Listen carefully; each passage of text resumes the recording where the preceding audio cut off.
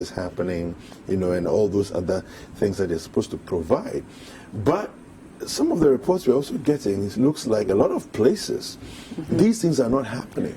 At all, right? And this is at the backdrop of being now almost 20,000 cases, positive cases across the country. Greater Accra alone has crossed the 10,000 mark.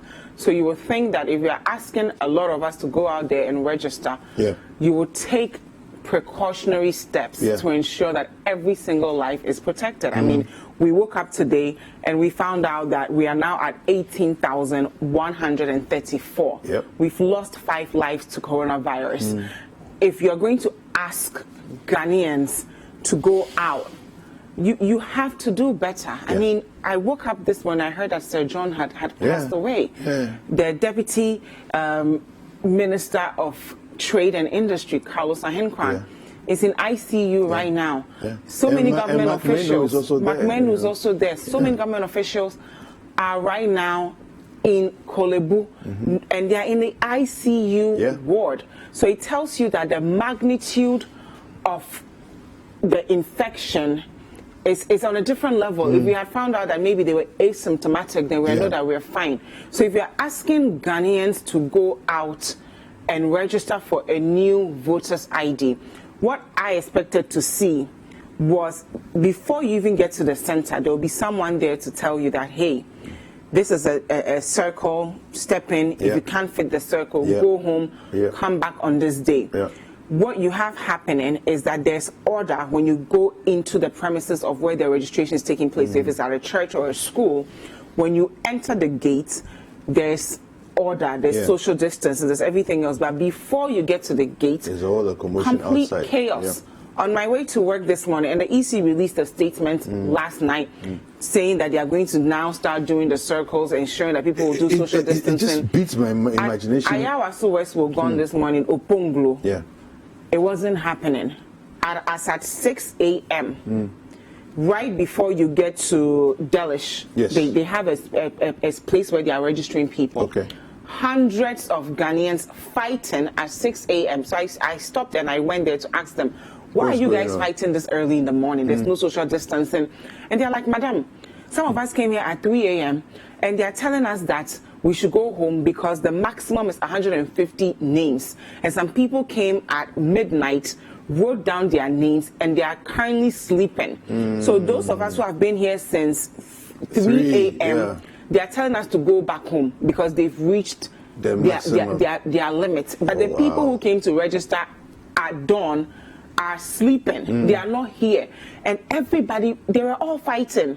So I'm asking myself, what is the science behind this? No one is thinking about social distancing because they are frustrated that they've been here for so long. There was only one EC official there who was doing his best to keep calm, get people to do. But my thing is, you don't come out and give a beautiful speech and say, we will spend 10 minutes registering when you've not ensured that it's going to happen on the ground. Because what's going to happen is Ghanaians are going to put their lives at risk just because they want to practice their constitutional right. And the amount of money we will spend treating more positive cases, the burden we will put on our healthcare workers, you can put a price to that. And so we need to really rethink this. Anyway, we had our own experience, so let's take a look. All right, so we're still here at the center in Banana Inn, all right? And it's the Gertrude International School Center. And it's a lot of very interesting conversations have been going on here with different people and so on. Now, off the record, I was having a conversation with some of the security personnel, and they're talking about the detailing of security personnel across the different registration centers and so on. And this particular place, they made mention of the fact that everything has gone on smoothly today as compared to yesterday. Now, yesterday, there were a few challenges which he basically attributed to teething problems of a new exercise within the community. The community members have never experienced this kind of thing before. It's pretty novel to them, so there are challenges. And as I engaged him, it was very obvious that it's the mindset that I don't want someone to cheat me of my rights, you know, and so that's why there were a few, you know, scuffles and altercations and so on. But they managed to keep things calm, and today it's been a lot smoother with very little drama going on. So outside the gate, the people stand there in a queue, a long queue, and then they come in one by one. As the inner perimeter empties, then they allow people to come in and take a seat. You know, and they initially take a seat under a tent, which is over there.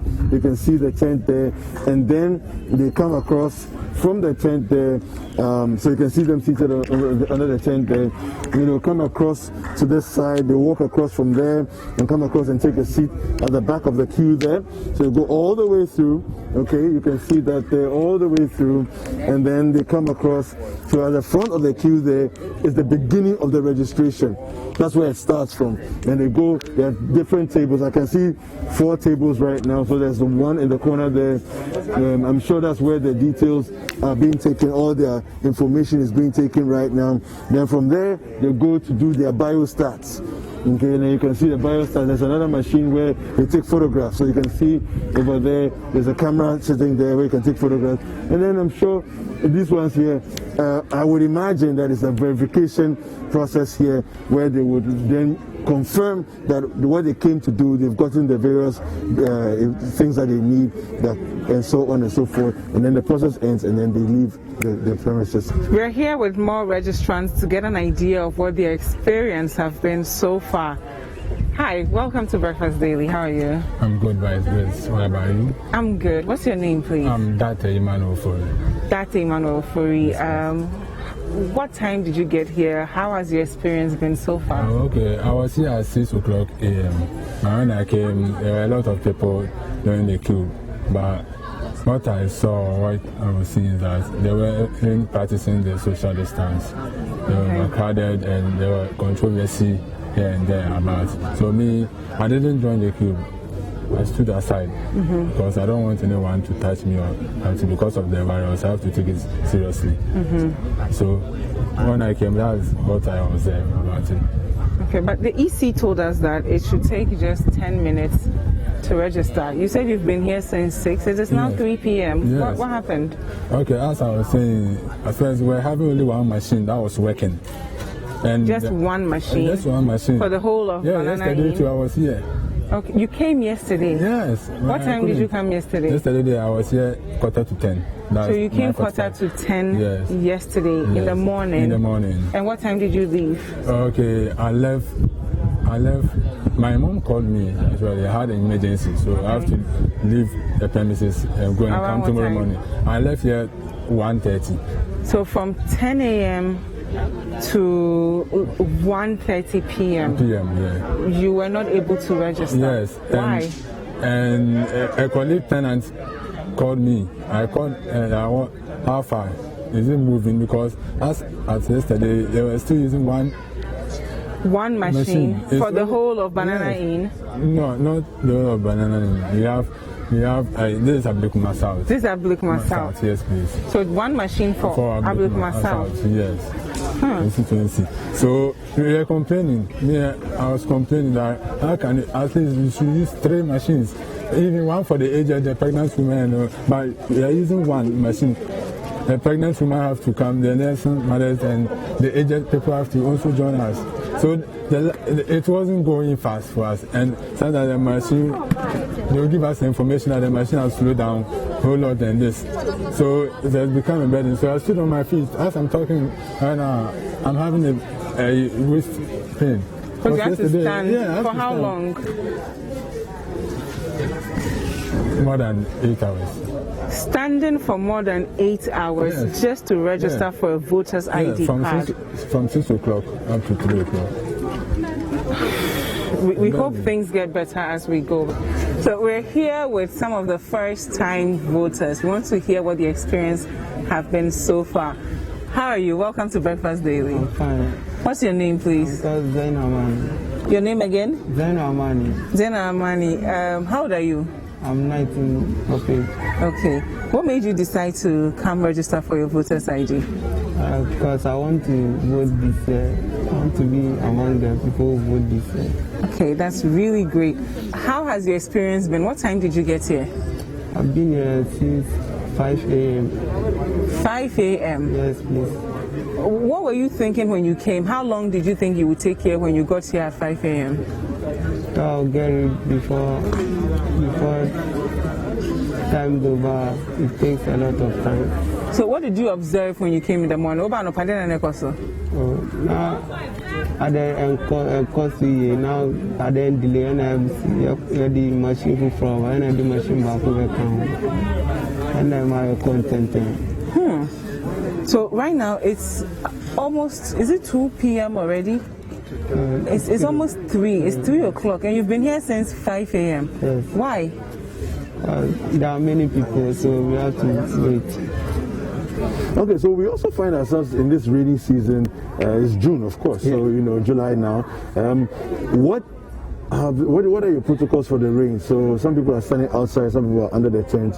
What do you do when the rain? Okay, then the preparation we have made so far is that we have spoken to the authorities of the auditorium that when it happens that it will rain, for the machines we need to look at the safety of it. Okay. So either ways we go to the church and then with the machines and then with the registration officers, while those outside and then those under the canopy, we move to the corridor. Okay. Somehow we may not observe the social distancing, but it's a condition, so we have to take it that way. But we are making sure that they put on the nose mask and then do what is right. Thank you very much. Okay, so we also find ourselves in this rainy season. It's June, of course, so July now. What are your protocols for the rain? So some people are standing outside, some people are under the tent. What do you do when the rain? Okay, then the preparation we have made so far is that we have spoken to the authorities of the auditorium that when it happens that it will rain, for the machines we need to look at the safety of it. Okay. So either ways we go to the church and then with the machines and then with the registration officers, while those outside and then those under the canopy, we move to the corridor. Okay. Somehow we may not observe the social distancing, but it's a condition, so we have to take it that way. But we are making sure that they put on the nose mask and then do what. So the last young man there was actually the EC official explaining exactly what was supposed to happen to when we went there yesterday. Yeah. So he was very. That's Joseph. He was very. Helpful to help us understand the entire process, what it is that they had been doing, and making sure that all the protocols that they were supposed to put in place were put in place to make sure that the registration goes on as effectively as possible. Now, as I said there in the inset, I had a conversation with some security people, and as I spoke with them, it was very clear that there's a lot of desperation, as it were, to make sure that they get themselves registered, which I think, on one hand, you can, because we're in a pandemic, it may seem rather challenging, but then you also understand that people don't want to be disenfranchised, so not only do they feel that they have to prove that they are Ghanaian, but then also to make sure that day when it's time to vote, they don't miss the opportunity. Yeah. So that's really what it is that we were able to capture for you to see practically what's going on the ground at the. What was the name of the school again? It was a Gertrude International School. Yes, that's a Banana Inn. Yeah, and the EC actually released a statement saying that, they've provided enough equipment to make sure that people will be fine. I actually want to read some of the things that they said here. Okay. They said that we wish to state that the Commission has procured and distributed adequate supplies to its registration centers to help prevent the spread of COVID-19. They go on to talk about supplying paints so that we will be able to draw on the floor so that people can, respect 1 meter distance between each other. I didn't see that this morning, and my biggest problem has been with the machines. how do you provide just one machine when you know hundreds of people are going to come and register? And then they told us that there's so much pressure on the machine that it's moving so slowly. And these are things that we could have predicted ahead of time. I had the same experience when I was going to register for my Ghana card. So if we know that this is something that happens all the time, how do we ensure that we get more machines? And I'm not talking about bringing in a temporary mobile backup machine, but calculating that, how do we ensure that every single Ghanaian who steps here will spend maximum 1 hour, because that's productive hours that is being lost. People are fighting, people are getting frustrated. The process of registering for a new voters ID shouldn't be this traumatic. So we hope that moving forward, we will fix all these things and make it a very seamless process for all Ghanaians.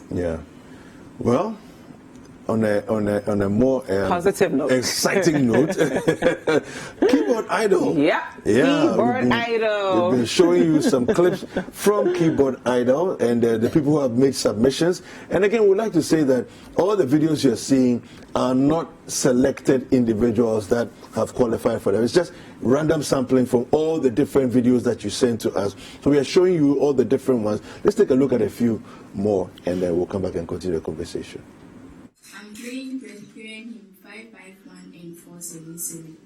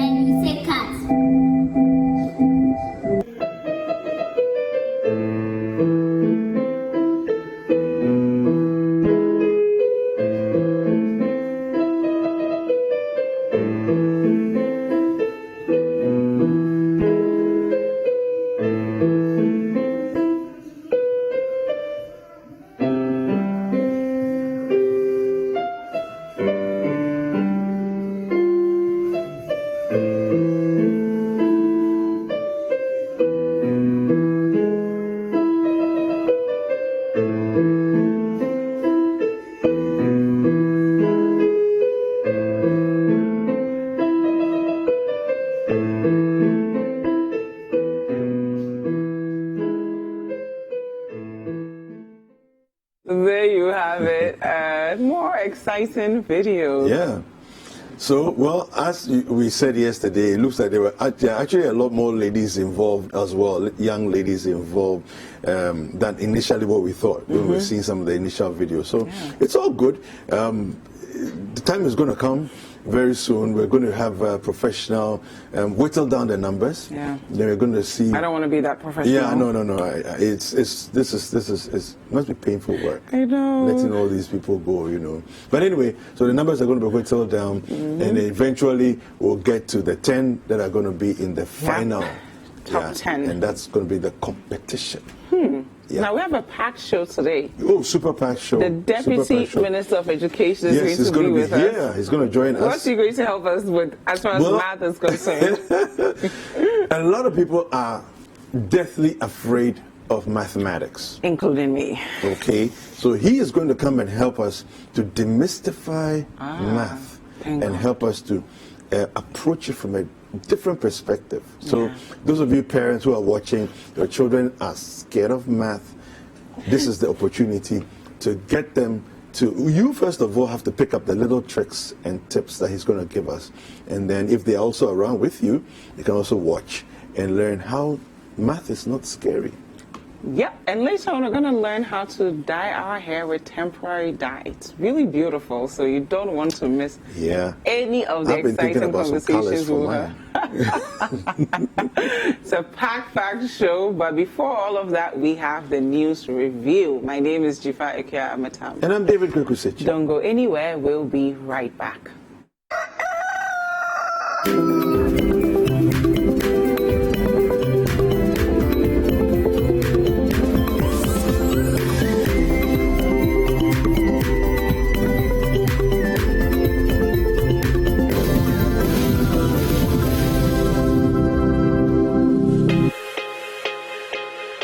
There is no promise we cannot keep. There is no commitment we cannot honor. There is no delivery we cannot guarantee. There is only one Bethel Logistics Company Limited, a licensed international freight forwarding and clearing agent, a trusted global brand with an extensive network for the movement of air freight and ocean freight worldwide. We are the trusted name for road freight into Western and Northern Africa. We are fully accredited by Ghana Customs and Excise.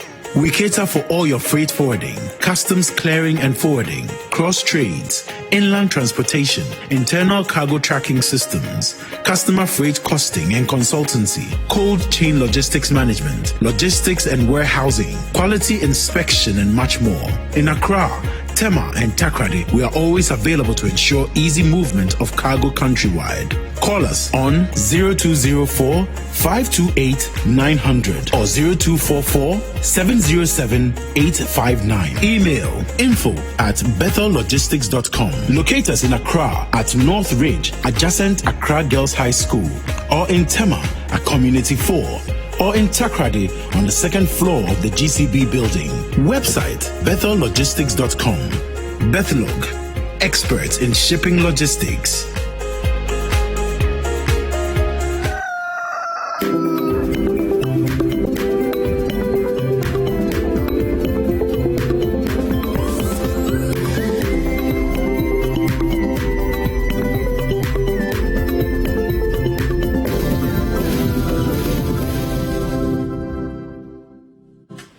Welcome back. It's time for us to get into the news review. I'm going to read the headlines of the dailies that we have. I'll introduce my guest to you, and then we'll have a conversation. As you can well imagine, it's going to be a very COVID-19 heavy conversation, considering a lot of the activities that have been happening in the last 24 hours.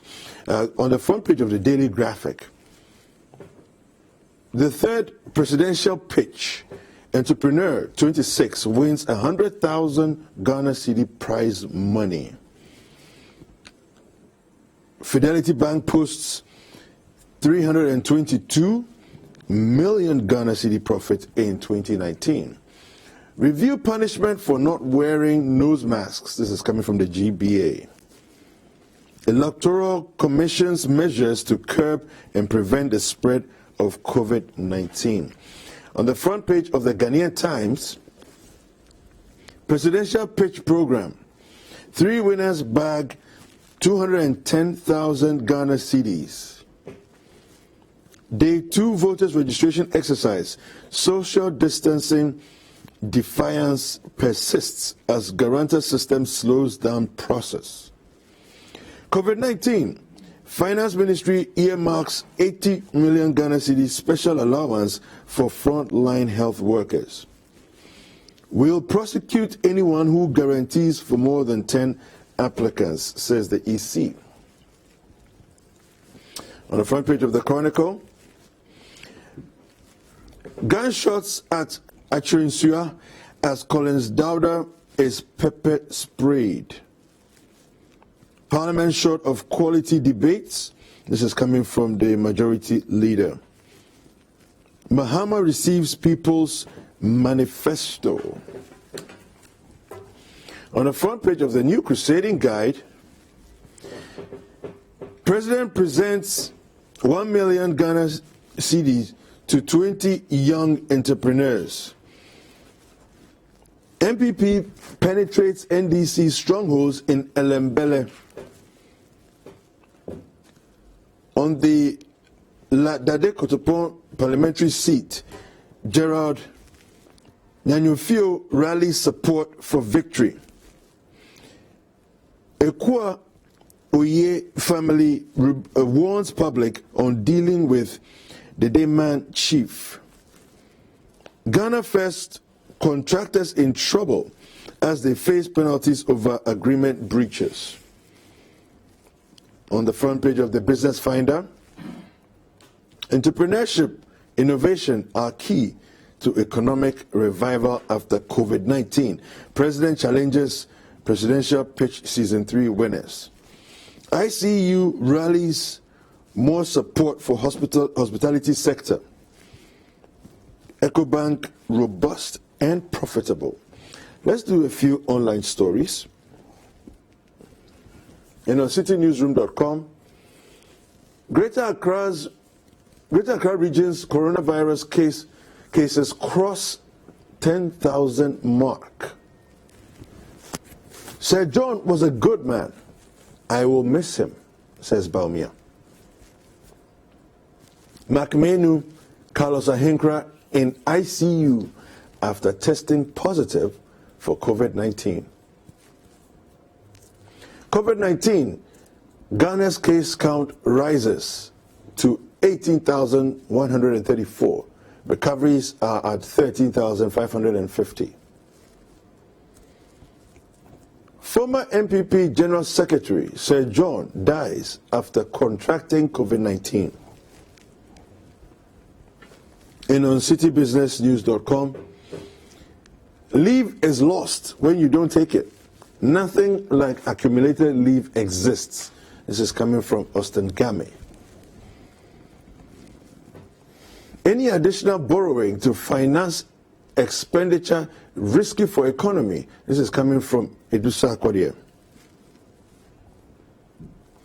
Facilitate more exploration projects to mitigate impact of COVID-19.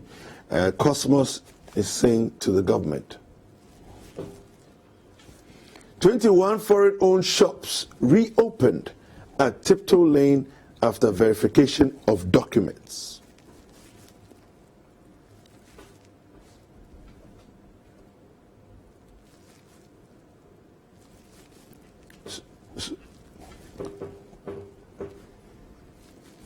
So for more news, kindly visit citynewsroom.com, and for more business news, let's visit citybusinessnews.com.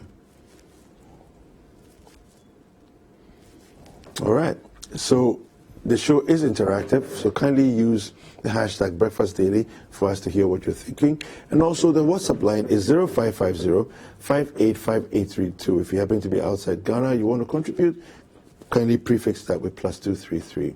Now, one of my guests is already seated. Let me introduce him to you.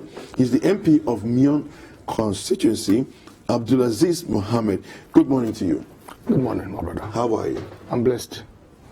It's good to have you here. And good to see you too. Yeah. Let me quickly read the first story that we have here for today. We want to talk this morning about the coronavirus pandemic. The former MPP General Secretary has unfortunately passed on, reportedly with COVID-19. And then also our case count has risen to above 18,000. Let me get you the stories. We'll read them briefly and then we'll continue the conversation.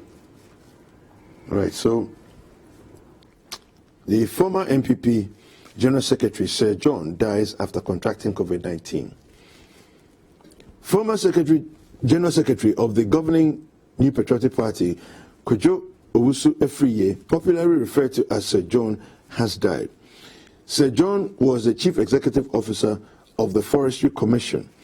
A source at the Forestry Commission told City News that he died at the intensive care unit of the Kolebu Teaching Hospital today. That was Wednesday, July 1st, 2020, after testing positive for COVID-19. Tributes have started pouring in for Kojo Owusu Efriye. The Director of Communications at the Presidency, Eugene Ahin, posted on Facebook that R.I.P. Sir John, till we meet again. The Minister of Information, Kojo Opon Nkrumah, also tweeted a painting of Sir John.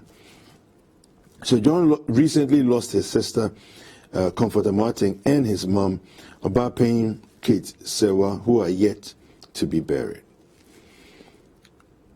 There's a brief here on Sir John. Let me just quickly read that. It says here, Kojo Efriye was born in the Ashanti region of Ghana. He attended the Seventh-day Adventist Secondary School in Bekwai, from where he obtained his GCE ordinary level certificate. He proceeded to obtain his GCE advanced level certificate from Konongo Odumase Secondary School in Konongo. He was admitted to study political science at the University of Ghana. All right, so you can go on and read that story there. The government officials versus COVID-19, if we can go down and look at that. Kojo Owusu Efriye is the second government appointee to have died of COVID-19 in Ghana. The first was Mayor of the Sekondi Takoradi Metropolitan Assembly, KK Sam. The MCE died on Friday, June 12th. All right, so, Honorable, things are getting serious, because now it looks like a lot of the numbers are starting to hit at public figures, people that we know in authority and all of that. What do you make of where we find ourselves currently? Good morning to you. Good morning to our viewers. It's a very sad story, and from where I sit, this was anticipated. I have, on this platform, on several occasions, bemoaned the government attitude towards fighting COVID-19, and it is sad that we are losing more lives as a result of COVID-19.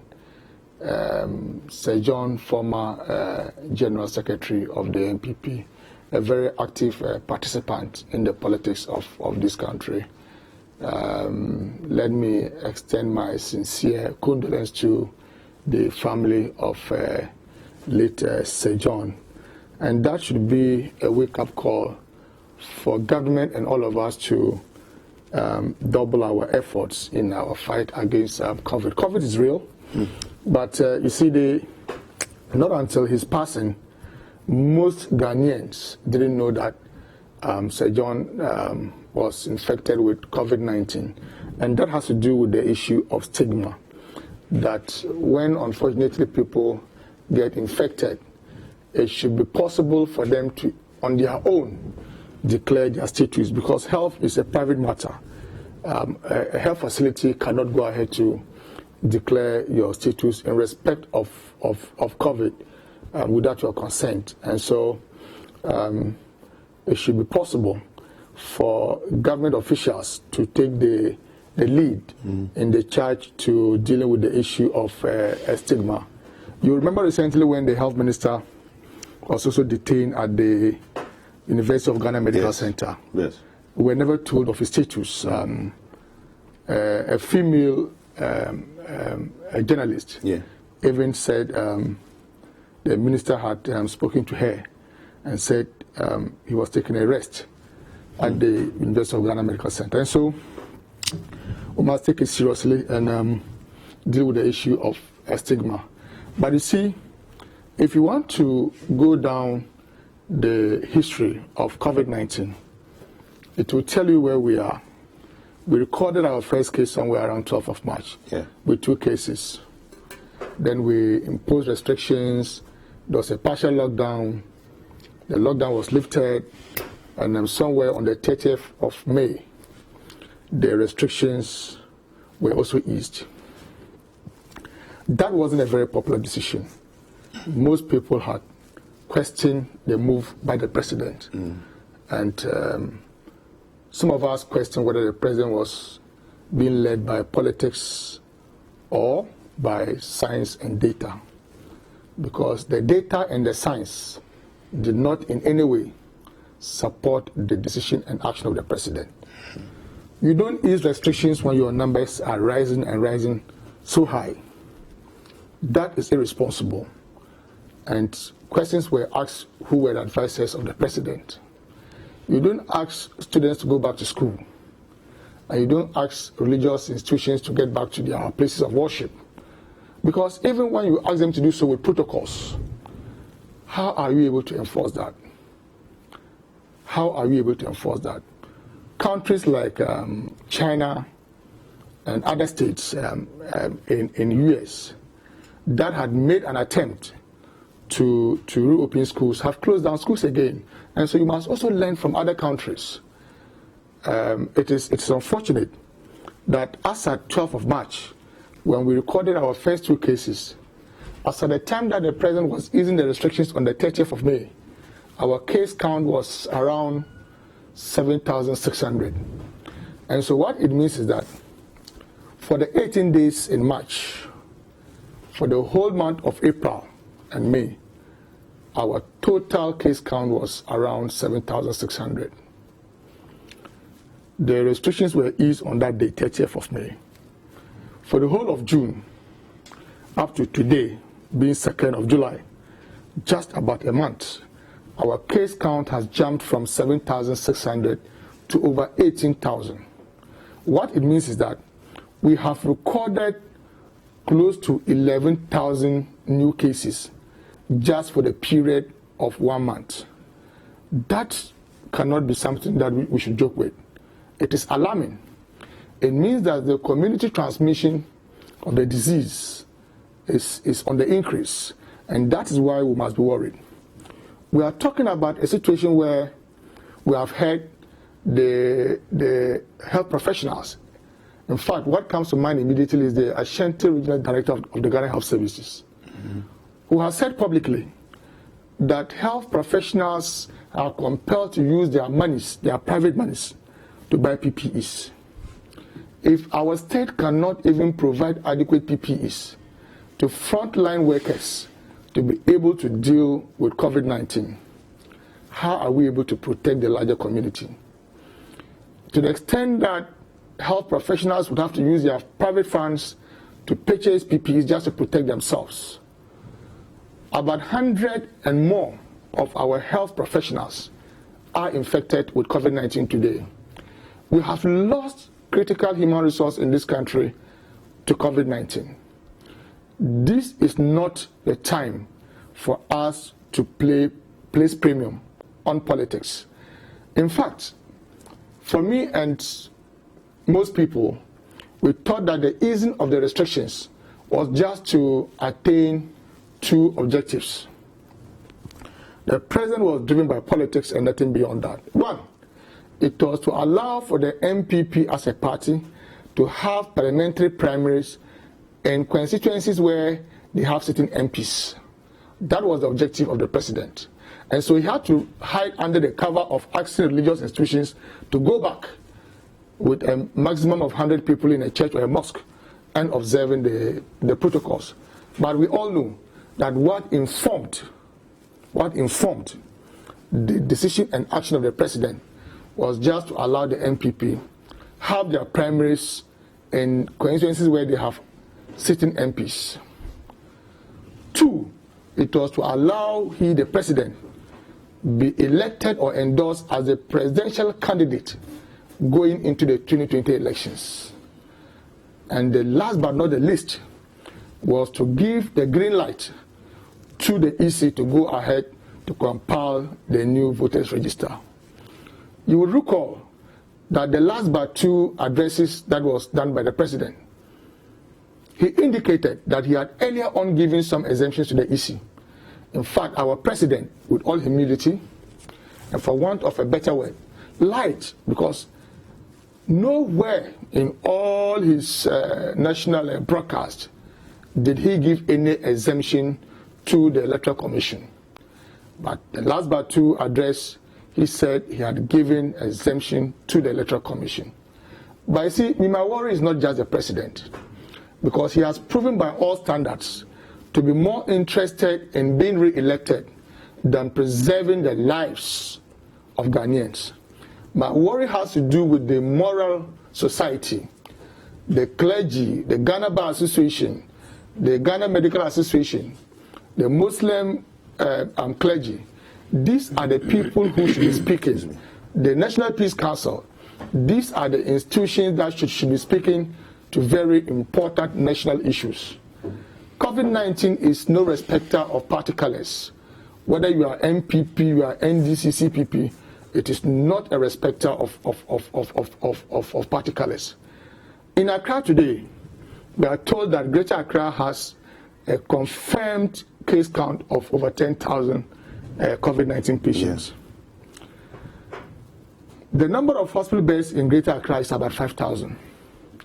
If not for the new standard for discharge, yeah, I can imagine what would have been happening in our health facilities. Terrible. We don't want to get to the situation where we would have to virtually leave our patients on the corridors of our health facilities. That we cannot tolerate. So my only advice is that we should, look, just recently, the Ghana Medical Association issued a statement. And in that statement, they made some recommendations. Recommendation 7 was that the EC should bear ultimate responsibility for the breach of the COVID-19 protocols at their centers. Go around. I just came from my constituency only yesterday. It is difficult for the people to observe the safety protocols. In fact, when I went around to monitor the exercise on Tuesday, there was no Veronica bucket at any of the centers in my constituency.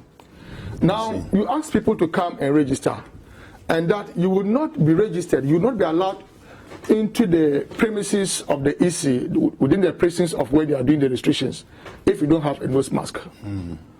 I have said this repeatedly, and let me repeat it again. The cost of a nose mask may mean nothing to myself and you. Some of us can afford to buy even 10 of them if we want to in a day, right? But you are talking of communities in this country where people do not even earn 50 Ghana cedis for the whole year. Now, you don't impose a financial obligation, responsibility on someone who is just going to exercise his civic duty. And so, what we are beginning to see is that someone will use the nose mask and then go home and give it to another person to also come and register. All right. Are we dealing with COVID-19? We'll deal with that. We'll deal with the voters registration exercise a bit later. That's okay. Let me introduce my other guest to you. He is George AC, who is a member of the MPP communication team. Good morning, George. How are you? Yeah, good morning, my brother. It's good to have you here. It's always a pleasure to be on your set. Yeah, so we've been talking about the current case count. We've now topped 18,000. We're doing 18,134. Eminent members of our society are passing on as a result. I'm sure your party is in mourning at the moment, considering the demise of Sir John. what do you make of where we find ourselves now, considering all the talk of peaking and various other things that have happened in the past? Yeah, thank you, my brother. Let me say good morning to yourself, Honorable Aziz. Good morning to our viewers and your production crew. The COVID-19 case count is still spiraling up, and it doesn't give anybody comfort to rest or to relax, and the government is aware of that. And I'm happy the Ghana Health Service and its team, including the Ghana Medical Association, are still, cautioning the public and engaging in their communications to ensure that the sensitization continues. And now, we like it or not, the communal spread is with us. Which means that was what we were dreading and praying we didn't get to that point, even though we did the quarantining and all those things, contact tracing, enhanced contact tracing and all those things were fantastic. But now it's going up. And so all of us, we cannot say because there's COVID, we should shut down the economy forever. Okay, we need to begin to, initially it was proper, we did the lockdown to conscientize all of us and then to accept the reality that COVID is with us. Thereafter, we need to take individual responsibilities. And as a people, as a government, we still have a role to play to protect our people. But all of us should be responsible in making sure we are safe wherever we are, and that is by observing the safety protocols. And it is proper the Ghana Health Service technical team, the president, and everybody continues to lead from the front to ensure we are doing this. So it's worrying. However, the recoveries are also encouraging now. The recoveries are encouraging now. And we need to, ensure that we protect ourselves. And the deaths, is also worrying. We've lost a very prominent medical professor at the initial stages, Professor Plangeroux, which was a deadly blow to the nation. And then now another eminent citizen, I understand, is lost to COVID, right? Sir John.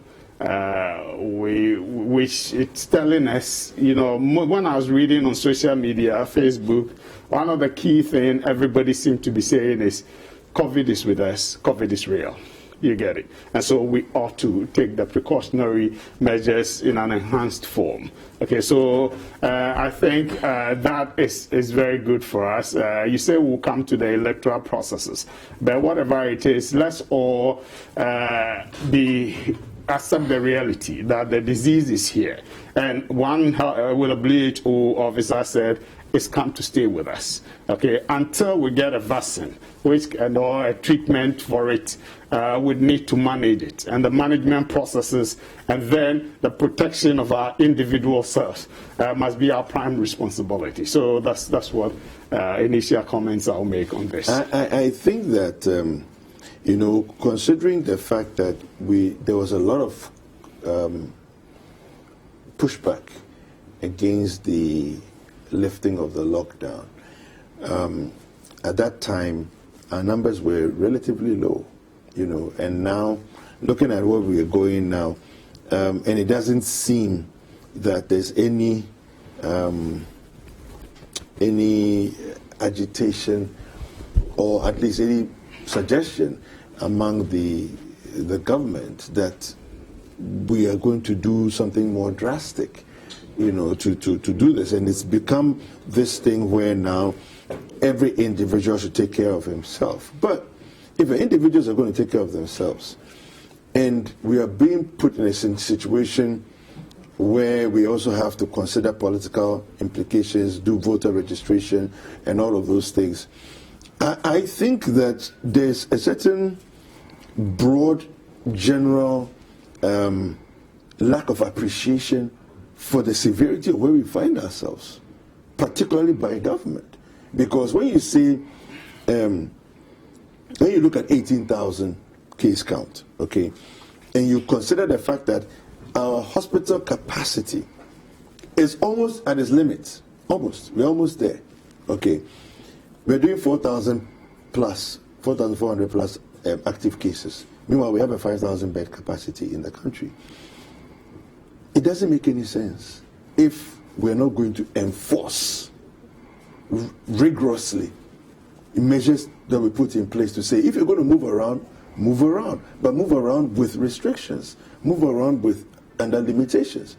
Why is the government, at least the way I see it, I don't see enforcement going on. I don't see, yes, fair enough, you say between 4 and 10 years jail sentences and all those things, but who is being, people are walking around still without face masks.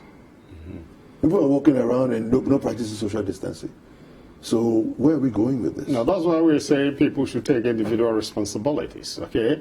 The thing is there, we've enforced, we've restricted everybody for some time to conscientize and sensitize everybody to create the awareness among the general public that the disease is here with us. And going forward, since we are not going to lock down our economy indefinitely and say nothing is going to happen, we're going to be on ground zero, no movement, nothing. The economy is shut down for the next 1 year or 2 years till a vaccine or medication is found for COVID. Once we are not treading on that path, we have to let the economy run. You've invited me here. I had to come and have a discussion, even though there's COVID, okay? Because we put precautionary measures in place so that I will be safe and you will be safe when we come here, right? And so that is what you have decided to enforce the protocols, okay? And ensure the social distancing and all that. Other people have decided to be a bit reckless. When the law grabs you, EI 64 and then EI 164, are in place to ensure that people who are grabbed or arrested for a breach of the protocols or the rules of engagement are prosecuted. It's there. Okay. That is to, put some fear in people. But, as you said, some people are a bit recalcitrant or adamant to respect the laws, okay? And some have been arrested and prosecuted. Others are challenges, right? So going forward, I would say we need to. And the government, the rules are all there. It's about obeying them. Let's take a short break. I'll come back to you and we'll continue the conversation. Let's take a short break. Please don't go anywhere.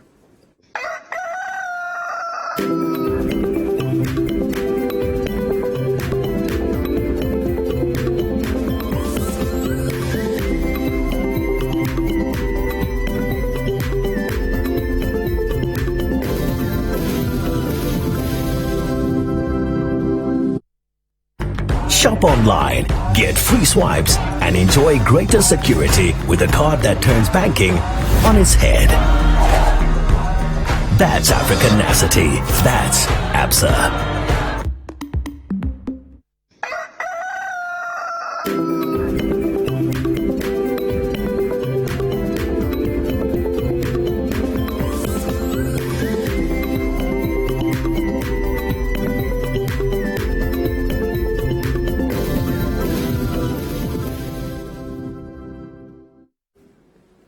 Welcome back. So we were speaking with George A.C. earlier before we went for that break. So let me, these numbers, 18,000.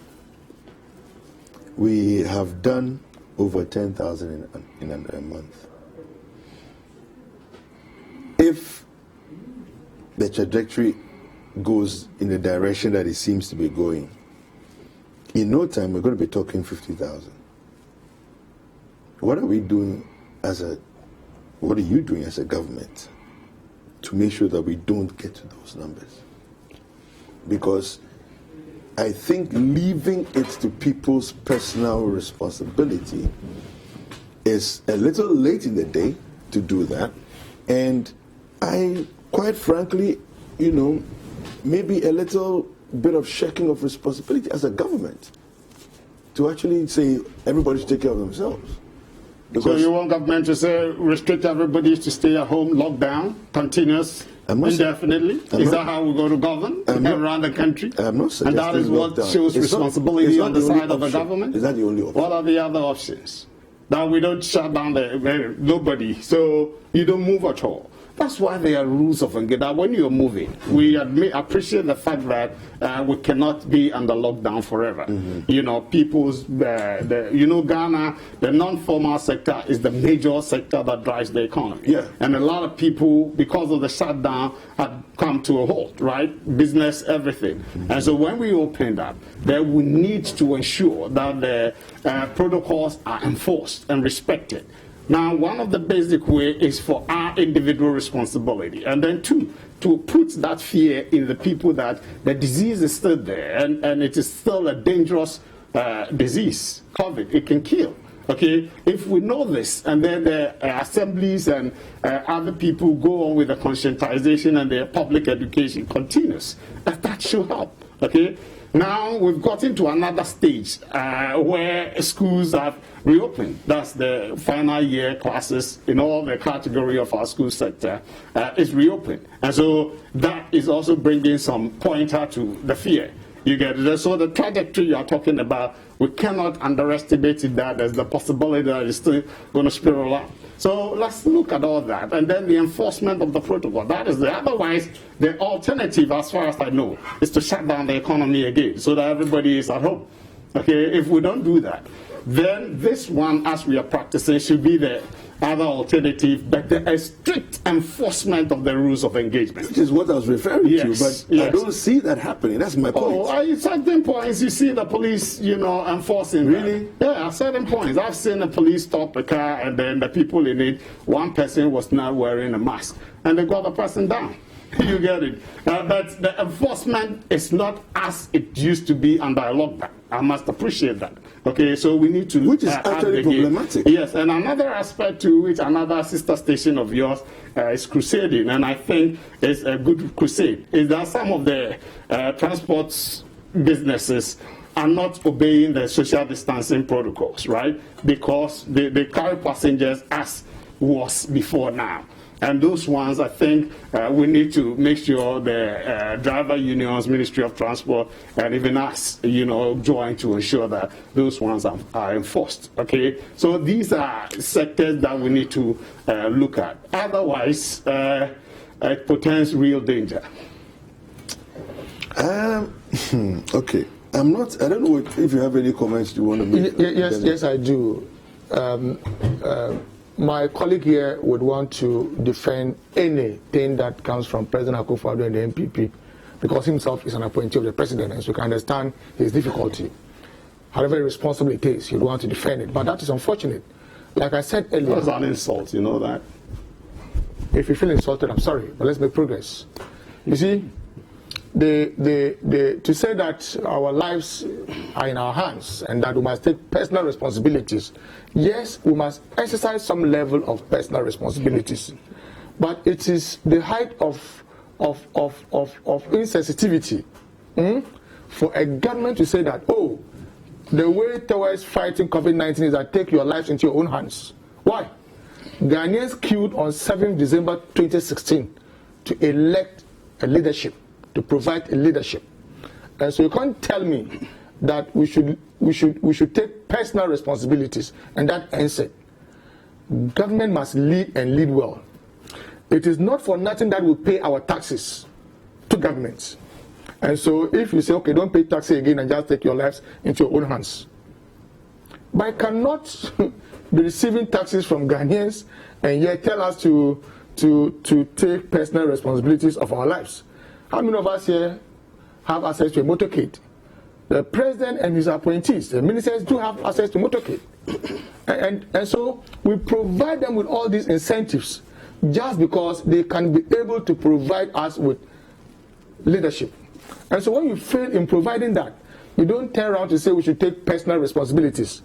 Now, like I said earlier, even the finances, you come to Parliament and we approve a specific amount for you to deal with COVID-19.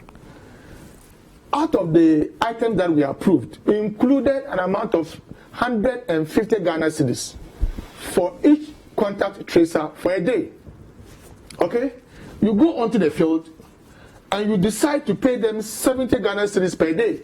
And even that up to today, they haven't paid any of the contact tracers. You are demotivating them in their work. If you don't go out there to do more contact tracing, you will not be able to identify people who are infected so that you can isolate them and treat them. Okay? The university hospitals, they are not, the staff of the university hospitals are not benefiting from the tax waiver that was announced and granted. Our professionals, health professionals, frontline workers, like I said earlier, don't even have PPEs, to the extent that they use their own money to go and buy PPEs, and that doesn't come as a worry to you. When we say provide, that's not generally across board, is it? To buy PPEs? Yeah, is that generally across board? That's not generally across board. We have heard the Ghana Health Service Director for Ashanti Region say that health professionals are compelled to buy PPEs with their private funds. That has not been challenged.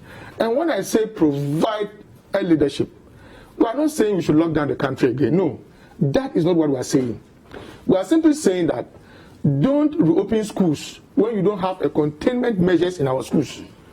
Well, for Accra and Kumasi, as metropolis, the schools may have the buckets, the liquid, the hand sanitizers and what have you. Go to our rural areas. Go to the private schools. None of these schools have those logistics. And so we are simply saying that be responsible and don't reopen schools at this time when our numbers are surging. We are saying that be responsible and then go around organizing political party activities like we did in your just ended parliamentary primaries, where we saw hundreds of people at your polling stations without observing any protocols who were engaged. In fact, all of them should be tested. You don't go to endorse the President Akufo-Addo as your flag bearer in an enclosed place. Even the president himself was not wearing a nose mask at a public function. There was no social distancing at Anisa Hotel. The president and the vice president were there. That is irresponsibility on the part of the president and the vice president. You were dancing and waving your handkerchiefs without observing any of the protocols approved by the Ghana Health Service.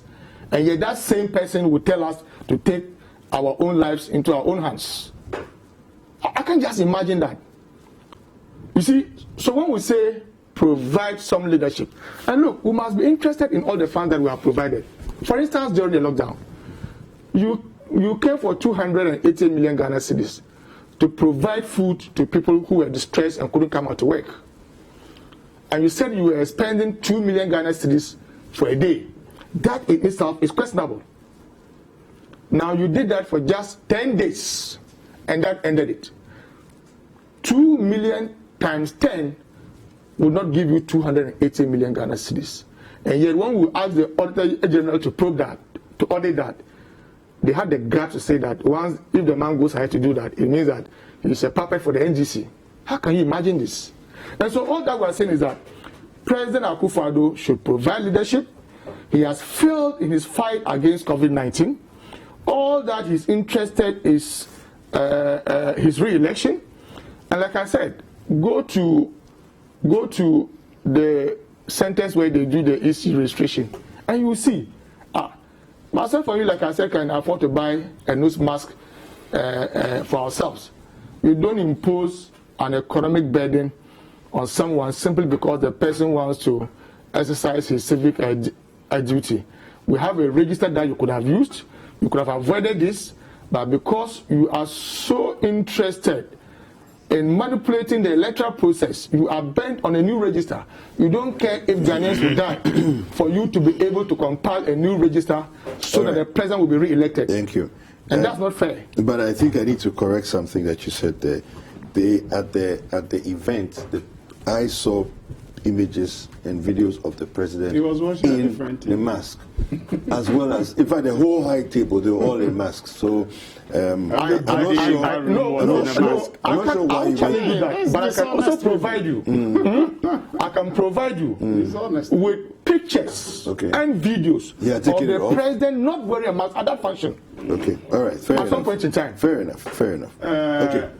David. Yes, before we go into the next I topic, thought just round up for us. you would have pushed my brother to profile the alternative. That's I your- thought he was going to give us alternatives. He was just blabbing about nothing. No substance in the alternative he was trying to. Okay, just so insulting don't and open then schools. saying other Are you things. saying you didn't hear? Don't open schools. Don't register. No movement, no lockdown. No. What is the alternative? Don't open schools at this time. Okay. Don't do the new But register. Is that not an alternative? Well, then don't shut down our television stations because you don't have to invite me here. Come on. Because I'm not safe. That's the argument you are making. yeah. Once any institution is ready to observe the safety protocols, we have to allow them to go. No. Okay? And the government is provided all the facilities needed for the final years to Don't go. go ahead to compile a new So register. About 18 million people will How gather. do you be decorous a bit? About 18 people will gather. Hold on. I was sitting here when you Hold were on. spewing your lies. So, no. And yet George, you feel I was here when you were you feel spewing your hurt when lies. such words are used on you. Please. You feel hurt when such words are used on you. Yes, Go ahead, Abdulaziz, please. you have to Go be ahead, go a bit ahead. decent. We are I all am. representing different parties. I am. Yes. I am. Thank you, David. I think it's important for us So can I make my submission then? contextualize this conversation Yes. properly. Yes. Okay. And be fair to our viewers. Because Okay. our viewers understand what's going on. Of course. And so we can't belittle the argument when the president in his first in the lockdown actually gave exemptions to media houses. You are sitting here and saying that if we're going to open schools, if we're going to say we could go close schools down, you might as well close TV stations down. Yeah. What sort of rationale is that? Because you are observing safety protocols and you ensure the safety of your audience. So you mean, forgive my choice of word, other institutions are so dumb they cannot do what you're doing? Is that the argument you're making? That idiot people are the only one who have the wisdom. Every other institution are so dumb they cannot observe safety protocols. That's the argument you are pushing ahead. I didn't make That's the argument. The banks cannot do that. Any other institution cannot do that. I didn't give the exemptions that the president gave. It was your government, the president, gave and you those observed exemptions. it very well. Now, and so we can extend it to other the issue institutions. is looking at the numbers rising the way Yes, they are. yes, definitely. Right? Yes. The president has said people can go back to school. Yes. And they go back to school in phases. Yes. The issue is enforcement. Yes. If you are not enforcing, who is not enforcing what? Have you gone to the schools and there are no enforcement there? let's go and read on the voter registration. No, but let me make my. He's made a lot of points. Okay, yes, thank you very much. You have 2 minutes. Just but you give him almost 10 minutes. It's not fair. It's a rebuttal. You have to just summarize. If you invite people, at least you give that, George, you know I'm always fair. of level respect to all of us. It's not fair. Now, let's make progress. One, nobody in this government said we spend 2 million a day. The radio station decided to misquote myself. They interviewed me. And then the journalist asked, the food's quality. And I said, it's of good quality and standard and can be good for the average person. And then I said, on the average, one pack is about 5 Ghana cedis. Then he said it costs 20 million a day then. Then I said, where did you get that figure? And he said he multiplied 400,000, the projected number of people to be fed, by 5. And I said, well, even if you multiply that, it's 2 million and not 20 million. That's all. Is that journalism? Is that journalism? What's the point? No, so you conclude that government spends 2 million a day when you didn't interrogate the nitty-gritties of the costing of the whole feeding. And I'm not the one to even speak to that because gender ministry that is to speak to. Now let me come to the matter. I'm surprised and a bit disappointed that the honorable member of parliament here, okay, I know a lot of MPs who are getting Veronica buckets and then face masks and other things for their constituents. I did. Okay? I did. And yet you sit here lamenting. You did. Okay? You should let us know. And you are here lamenting that it's not happening. And you are a raw MP. Okay? So I expect that you would be doing some of these things. Okay? As a raw MP, the care and concern of your people is paramount to you. The president has taken the lead. The president has taken the lead. He has provided lead. leadership, the United States, Washington Post, Google it, recommended that Donald Trump should learn from the Ghanaian president. It's not true. It's not true. Okay? These are facts. your doctored news. It's not These true. are facts, especially with the contact tracing. Please. You see, they are not decorous, so this is the way. That's an MP. It's a fake news. George, It's a fake news. You get it? So these are straight issues that we need to look at. The contact tracing and all that. The technical team of the Ghana Health Service is solid. I've had the privilege of sitting in one or two of their meetings. Okay? And I know what they are doing and the kind of advice they're giving the president. And yes, I agree. We need to, get to a point where we can nip the recoveries are good. As you said, 4,004 something active cases and co. It's not the best anyway. But then let's go on. One school, if you don't try it, how will you be able to know how we can contain them? In the school system, in France or somewhere, it happened, they reopened, and then things escalated, so they had to shut down. Okay? We have reopened. The headmasters are tasked to provide leadership, and our teachers, they've been given face masks, everything they need to work with. If there are one or two places that are saying they don't have it, I'm not going to challenge them. But we need to ensure we get the equipment or facilities to those places. Then we make progress, right? And the other ones of the elections and other things, I'm surprised. Let me get into our next conversation, which is the electoral commission, voters registration. Yes. So, and the argument, I'm surprised. I'm happy you corrected him about there's everybody in our Alisa hotel for the endorsement of the president was in a mask. Okay. After, if the joy and social distancing matters, we can talk about that. All right. So for this thing. We followed everything. Voters registration challenges show EC is unprepared. This is coming from Peter Batukuno. Since the National Democratic Congress says the technical challenges observed during the voters registration exercise show that the EC is not prepared for the exercise. According to the party, the total disregard for COVID-19 precautionary measures during the process was also very worrying. Deputy General Secretary of the NDC, Peter Boama Otokono, said the country might record high numbers of COVID-19 cases if the current situation persists. In most of the places, the machines malfunction, and a lot of people were not able to register. In some places, the ID cards that were printed had no ID numbers. The scariest and the dreaded is the complete disregard for public health protocols. You will see how people had masked up without caution and without the necessary preventative measures. Per what we have seen today, if we continue like that, we are headed for a disaster. All right, there's one more that I want to read quickly. Voter ID. We've done well in managing safety protocols at registration centers. This is coming from the EC. The EC says it deserves some public commendation for the smooth takeoff of the ongoing nationwide mass voter registration exercise. It also wants Ghanaians to show gratitude for the strict compliance of COVID-19 safety protocols that it believes is being witnessed at various designated registration centers across the country. All right, so in an Eyewitness News, in an interview on Eyewitness News, the public relations officer of the EC, Sylvia Ano, intimated that it must be applauded despite the challenges that have fraught the initial stage of the exercise. And I'm going to quote, "The Electoral Commission has been on top, but these are teething challenges that we need to ensure that they are solved going forward. This is just the beginning of the exercise, but I want to believe that the Electoral Commission has done a yeoman's job in this direction." So that's what they believe, that they've done a good job. The NDC is also coming out to say that they've also seen so many cases where there's a lot of flouting of protocols and so on, and that we may be headed for disaster if these things are not checked. What do you make?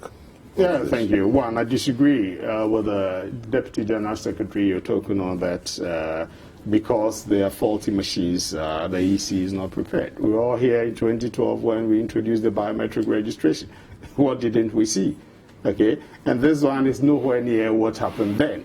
Okay, and I agree, if you have because 40 machines, that was the first time. Why are you deploying 40 machines? No. At the point, you get it. When the first time they brought it, we all saw what happened. No, that's not what I'm talking about. So when they are challenged, they didn't deploy 40 machines. They got to the point and the machines became 40. So what's that? So the machine to be replaced. The machine was working in the office. Of course. And you deployed and it became 40. Yeah, it starts and you say you didn't deploy 40 machines. Well, how will you get that? You got to use it before you see it. That's why they did piloting. And when they did piloting, they saw everything was okay. And they didn't pilot all the 8,000 machines that they were going to use. Okay. And so when you go to the field, definitely, that's why they have backups. Okay? And so did they not get backups? That's how they prepare. And so once there's backups, you replace. Then you go and repair the 40 ones, whatever the challenge was. So that is what we have to do. And that is what the EC is doing. And it must be acknowledged and appreciated. I told you in 2012, I was an agent, and I saw what happened. Okay? So, but because this is the second time we're experimenting with a biometric, we should be making progress. And so that's very important. Another aspect with the social distancing, I said yesterday on another television that, and I was happy that Madam Silviano said they are implementing that thing. I said the EC itself should do markings, okay, in places, every registration point, social distancing for at least the first 10. So that people then will look at that to distance themselves, okay? You must indicate that there. So that when I come, I'll stand here, the next person, then people replicate it thereafter, beyond the 10. Then in the article, she said they are doing that. And I'm happy about that. I was in Abrekuma South yesterday. They within the controlled area of the premises, they had arranged chairs. And those were distanced. Yeah. But outside the gate of the controlled area, there was no control. No, and that's what I said yesterday, that they should, people have come there because of their work. And so you cannot say because they are not within the perimeter, it's not your responsibility. It's the responsibility of the EC to ensure that the social distancing being observed. Okay, and so if that's talent, and I saw it yesterday in most places that, they were not being observed. Okay, people had crowded. Yeah. And another thing, David, I think the EC should explain to people is that though they are registering on cluster basis, every polling station will be attended to. Okay, every polling station will be attended. What it means is that if in this cluster we have about 7 polling stations, okay, and they start from city polling station, all the others, they will move to all of them. But people will rush that because they started here, though they are in the next one, they want to come and do it here. All right, okay, so the EC should get the education going so that people appreciate that they will move to every polling station, and then they have to observe the social. Otherwise, I'm afraid we will all be laughing at the wrong side of our mouth. Last one, David. I thought the issue my brother spoke about, the monies they approved, electricity, water, and all that, they were factored in, okay? And then the contact tracers and frontline health workers, we have the challenge they had. We know it. Sometimes administratively, you say you are giving 150. Then when the payment from the institution happens, it's less. You need to ask why it's not so. Government disburses that, and then there's administrative something within. That one should be answered by the sector. You get it? Okay. Unless they say government didn't disburse that amount. Okay. Once government disburses that amount, if they make any deduction, they should explain it to the beneficiaries. All right, thank you. Abdulaziz. Just to start with the last point that he made, government that came for the 150 per contact tracer is the same government that says they want to pay 70 Ghana cedis. There's no any administrative deduction anywhere. And so if there's anyone to be blamed, it should be a government. Now, 2 issues raised here. The observance of the protocols and the issue of the faulty machines. You see, like you indicated, you can have control over the immediate presence of your center, right? You can decide that we would observe social distancing within your immediate environment. But outside your immediate environment, where people would gather for the purposes of registering, you cannot have control over that. These are some of the factors that informed our position that we didn't need a new register. This is not a legal matter. It's a health matter. That should have also weighed on a government in making a decision on whether we should have a new voters register or not. Ghanaians will need to be alive to be able to elect a president and 275 members of parliament. And so the issue of social distancing, even in Accra here, when I was driving towards your station here, some of the stations that I saw were not observing the social distancing protocols. Of course, in Accra and Kumasi and the urban areas, you can be relatively sure that people would put on the nose mask. But beyond Accra, go to the peri-urban and the rural areas, and you'd see that most of our people don't have the nose mask. Like I said, they now begin to share one nose mask, and that is bad. Now, with the issue of the 40 machines, you see how it was dealt. You see, if you begin to, let's even assume that what my friend said is true, that in 2012 there were 40 machines and blah, blah, blah, blah. How do you use events 8 years back to justify a wrong of today? You can't do that. You can't just do that. In any case, in 2012, what we did was a piloting before the main restriction. What you did around this time is a demonstration. There's a clear distinction between a demonstration and a pilot. What we did in 2012 was to deploy the machines to two polling stations in every constituency in this country. All that we did was to do some demonstration at the regional offices of the EC.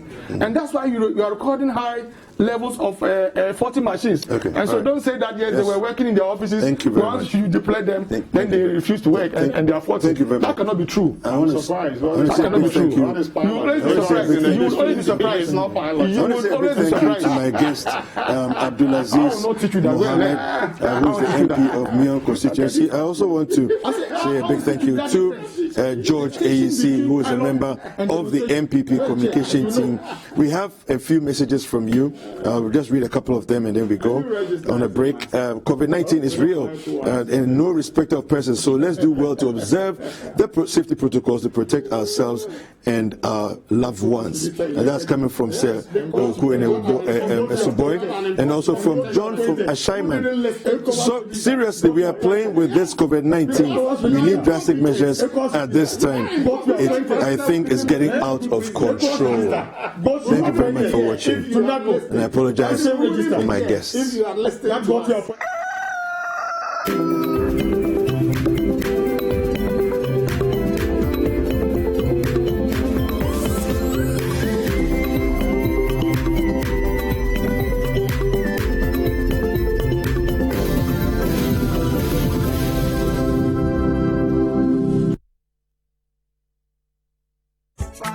Do you know that the Electoral Commission is undertaking the compilation of a new voters register this year, so we will register again? Every Ghanaian citizen of 18 years and above and of sound mind, ordinarily resident in an electoral area, is eligible to register. What steps will be taken to ensure the safety of the applicants? Every applicant must wear a face mask before entering the registration center. No face mask, no entry. You will wash your hands with soap under running water.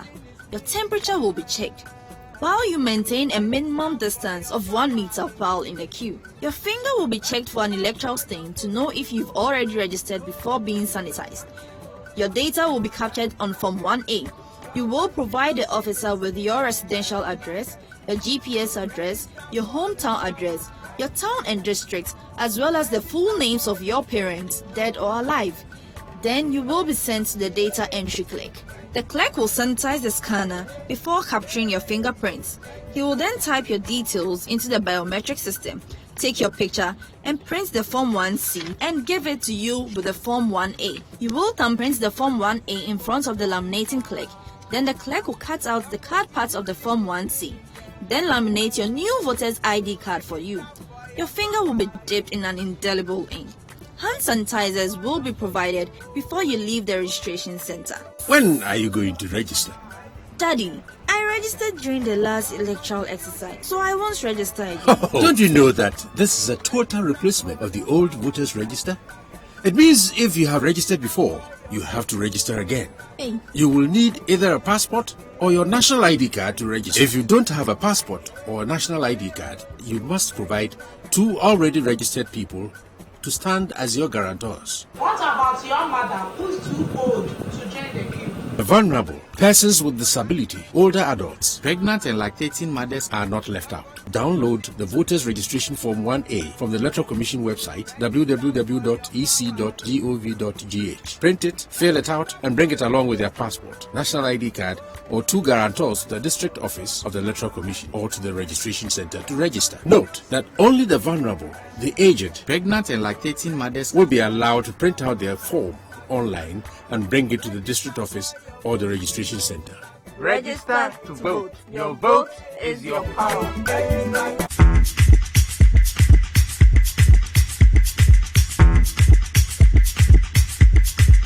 I got some money,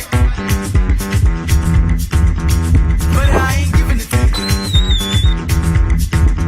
I got some money, but I ain't giving it to you. What I tell you is them.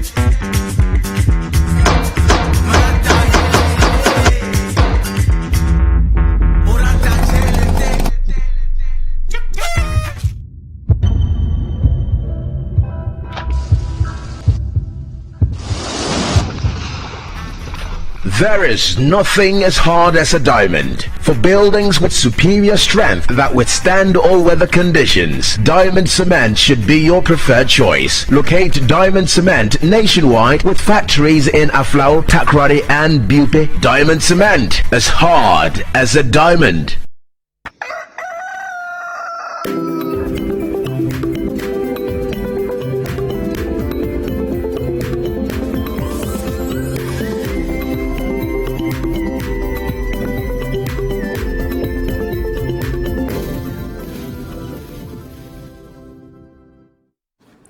Welcome back. This is Breakfast Daily. Thank you so much for staying with us. Now for our self-improvement segment today, we're going to learn to overcome our fear of math. A lot of us have not gone after certain opportunities just because we can't solve a simple mathematics equation. A lot of us struggle to even help our kids with their homework because of this fear of maths. And who better to help us go through this than Dr.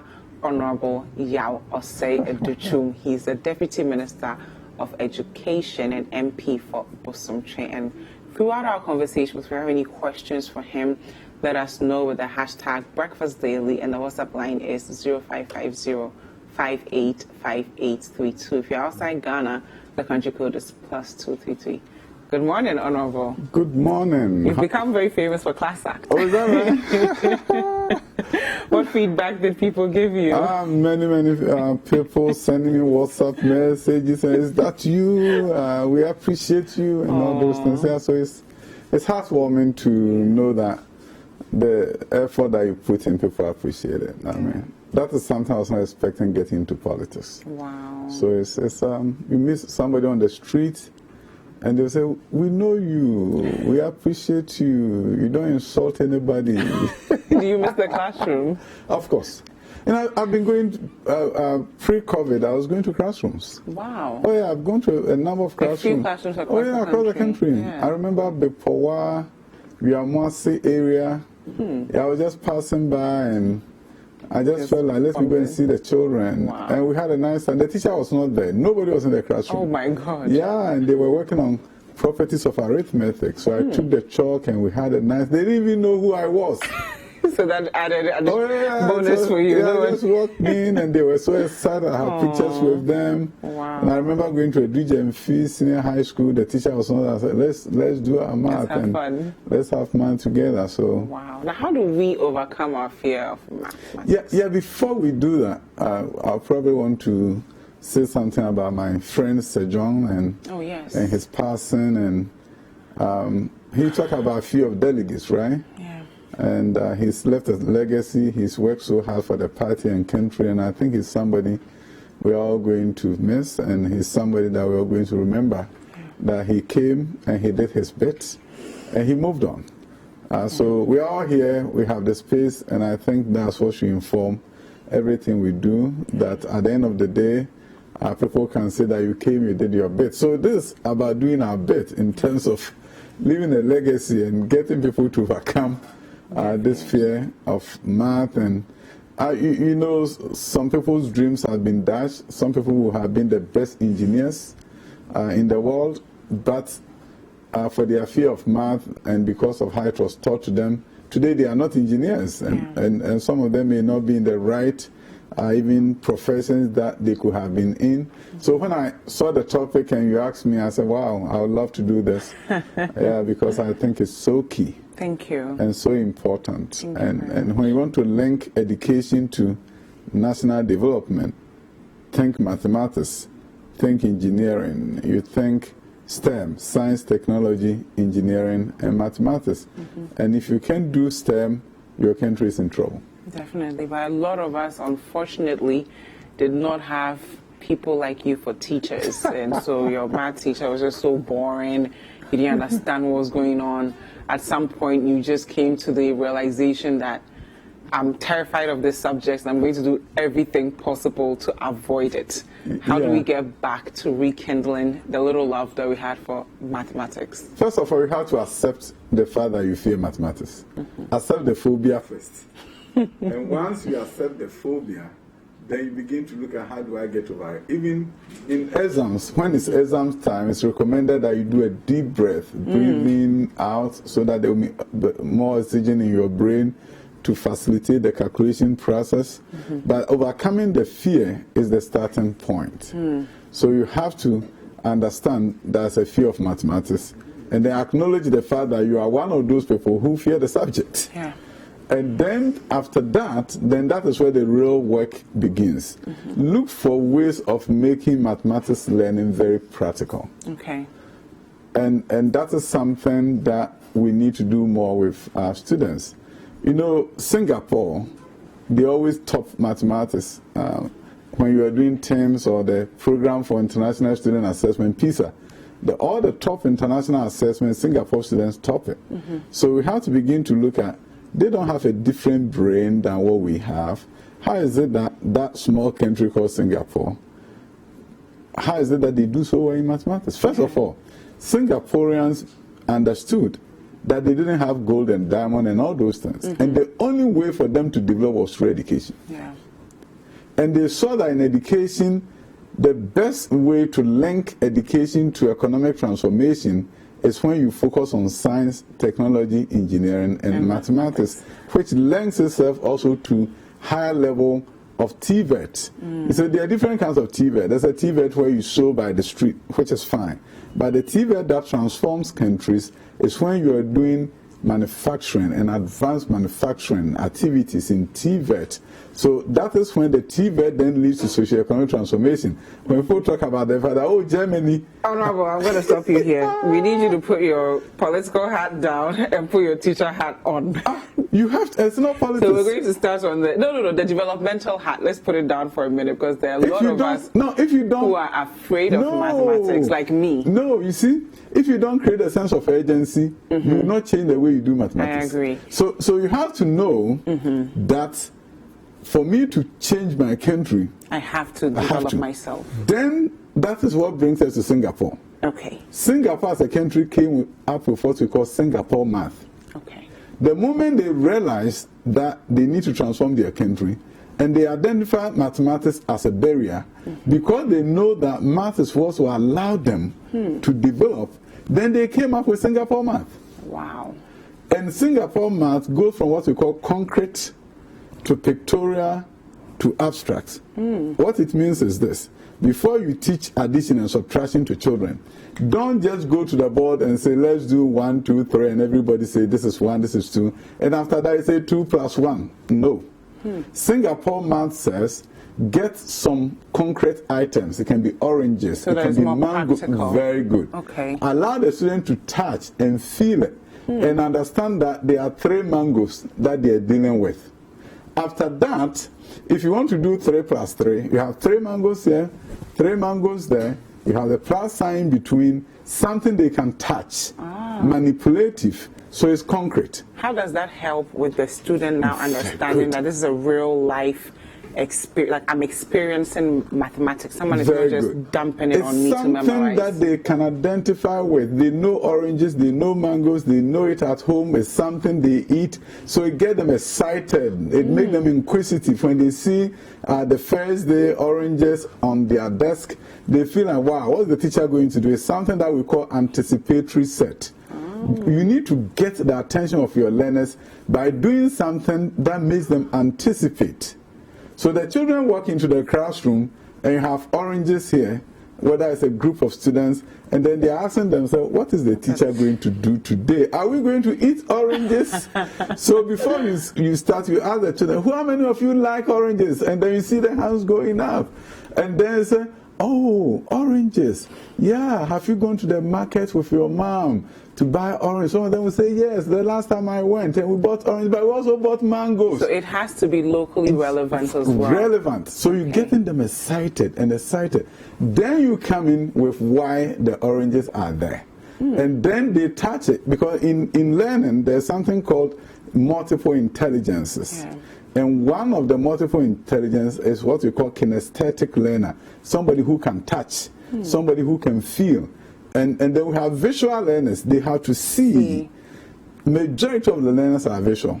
Then we have logical learners. They are the mathematicians by nature. They can just memorize it and get it. But it's a very small percentage of the population. So why have we for so long stuck with this notion that you put it on the board, the student gets it, and as an adult now, how do we now rethink the way we perceive mathematics? Mathematics is something that you can teach anywhere. For example, I'm sitting here and I can teach geometry without leaving my seat.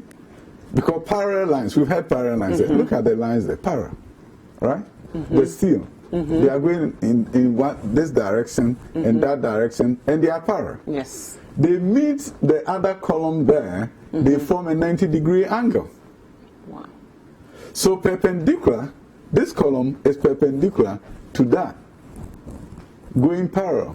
So you don't need a lot of materials to even be creative. You really don't. You can teach geometry right here, and you can finish a unit in geometry by sitting here, because you can see perpendicular, you can see parallel, and a number of things can be taught right here out of it, because there are different shapes here. All around us. All around us. So what I'm getting from you is that, one, we need to get rid of the fear, the phobia that we have.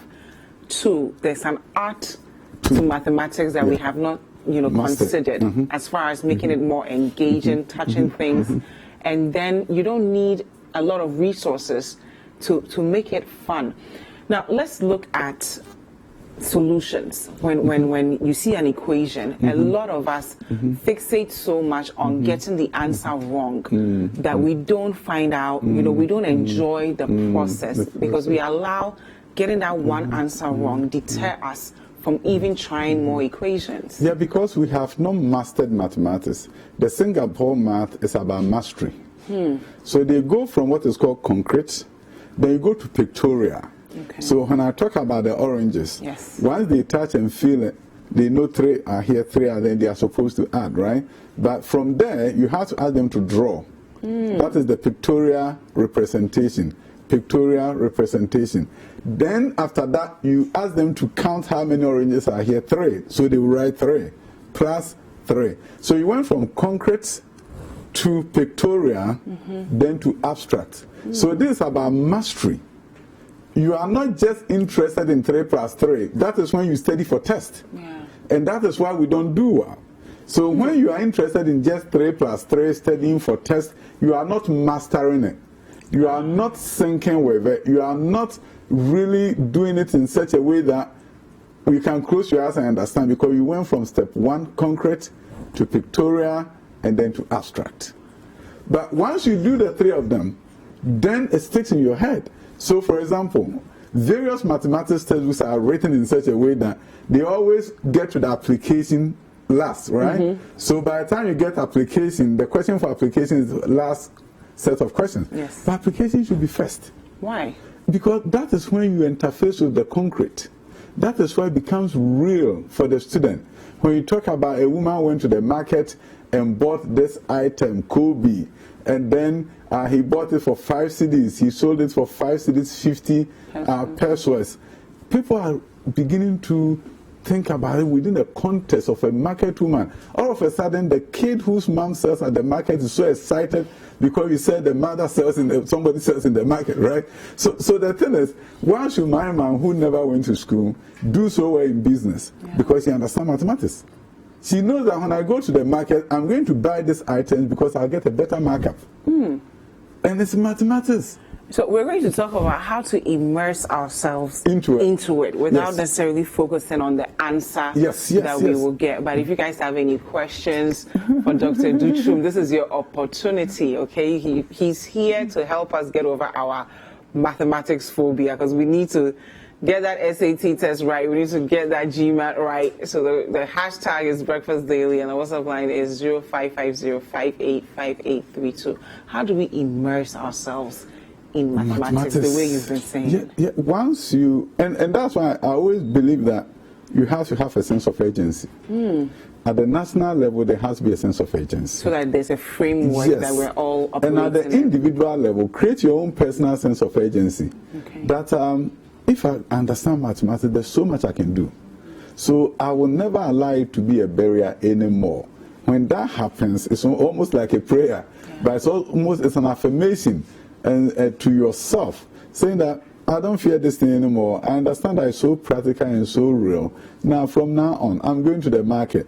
I'm going to take my book. I'm going to write the cost of items down. And when I write the cost of items down, for example, if you want your child to be the best mathematics student, you go to the market, and then he's the one who writes down the cost of the items and the prices that you paid. If you went to a shopping mall, they match it against the receipt. They said, Mama, this is good. So by the time you realize, he's becoming more in tune with mathematics from a very practical standpoint. And if you are somebody who is going to do SATs and you are afraid, one of the things that you need to do is that there are some fundamental rules. Apart from the fear, you can get over the fear, but if you don't go to the fundamental rules, know that the basis of mathematics is arithmetic, addition, subtraction, multiplication, and division. So what I always tell people who are having challenges is that go and buy a 3rd grade book. 3rd grade? Yes, even though you are at the university. Because you need to get the fundamentals right. You did not get something right. That is why you are struggling. And if you get primary 1 book, primary 2 book, you can solve it in 2 days. You can solve those problems in primary 1 book in 2 days, primary 2 in 2 days, and then you move all the way. By the time you get to primary 6, your foundation will have been so strong and you will not believe it, because you have interfaced with the foundations that you missed. And this time, from a sense of urgency standpoint, you understand it in a way that you never thought you understand. You're going to be saying, wow, I never thought I would know commutative property and distributive property. For example, you cannot do equations if you don't understand distributive property. When you see A parenthesis B plus C, and you don't know distribute the A, you're lost. So, and then you should know how to distribute and understand combining like terms after you move from that step. So if you know your distributive property, you know how to combine like terms, then you are coming down. When you get down to equations, all that I need to do is the concept of being fair. That you have some aspect of the numbers on the left and some what do you call it, symbols right. There's something there. Whatever you do to the left, don't forget to do it to the right. So Dr. Duchum, you're gonna come back and you're gonna bring oranges and mangoes and all kinds of exciting things, and we're going to do the distribution and everything with those materials, because I think it is so important. So you're saying we should rethink the way we've seen mathematics historically, that it's not something to be afraid of, it is something to embrace. Secondly, we should make it more practical. So mastery approach. So if you immerse yourself in it and you don't focus on getting an A on a test, then it's part of your life, and then understanding it and getting the text will be normal. And then the third one that you said was fundamentals are important. Even if you get rid of the fear and you don't know how to add, divide, distribute properly, you will always struggle down the line. So you're going to come back next week and we're going to put all this into practice. And our viewers will also get all the materials they need and we'll have fun. Is that okay? And they should research on multiple intelligences by Howard Gardner. Multiple intelligences. That speaks to how different people learn. Yeah. Because your style may be kinesthetic. That means you need to move around and touch things. Your style may be the lucky ones, the logical. Very few, maybe 10% of the population. Oh, you're part of the 10%. But there are different but you have things. The rest of us. Yeah, you need to really research it and begin to understand this is how I learn. Thank you and take so it into much, mathematics. Dr. Yao Educhum. Thank you for inviting me.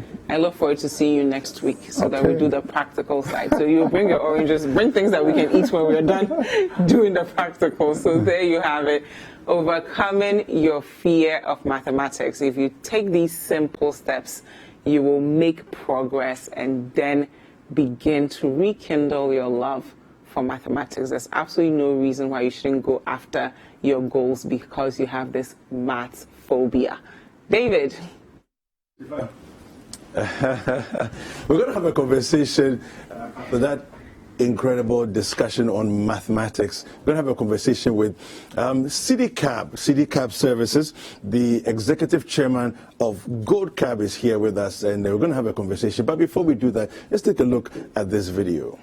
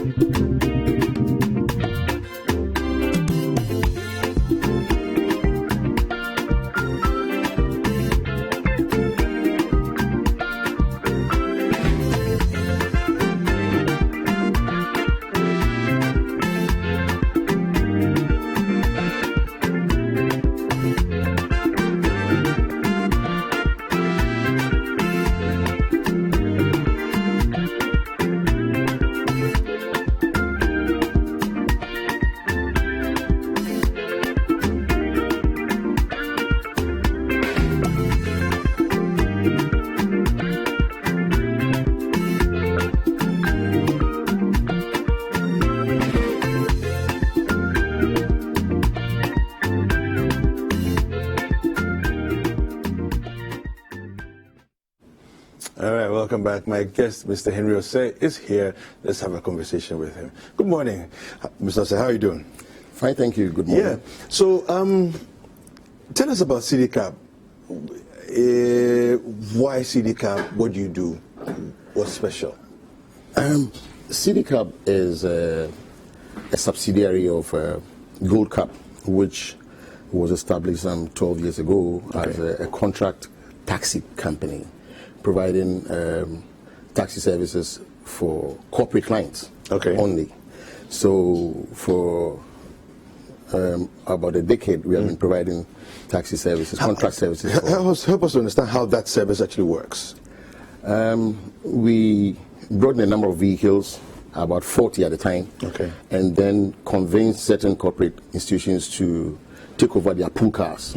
So you don't necessarily need to have 5 cars as pool cars for all other things. So we provide the taxi service so that you save your capital. If you had to buy one vehicle for, let's say, $25,000 and you needed 5 vehicles in your pool, we provided 5 vehicles. You save your $125,000. You save cost of maintenance and servicing your vehicles, the drivers, salaries, PAY, etc. So we take over that and provide you that service, and you pay us monthly. Wow. That was what a Gold Cab started doing about a decade ago.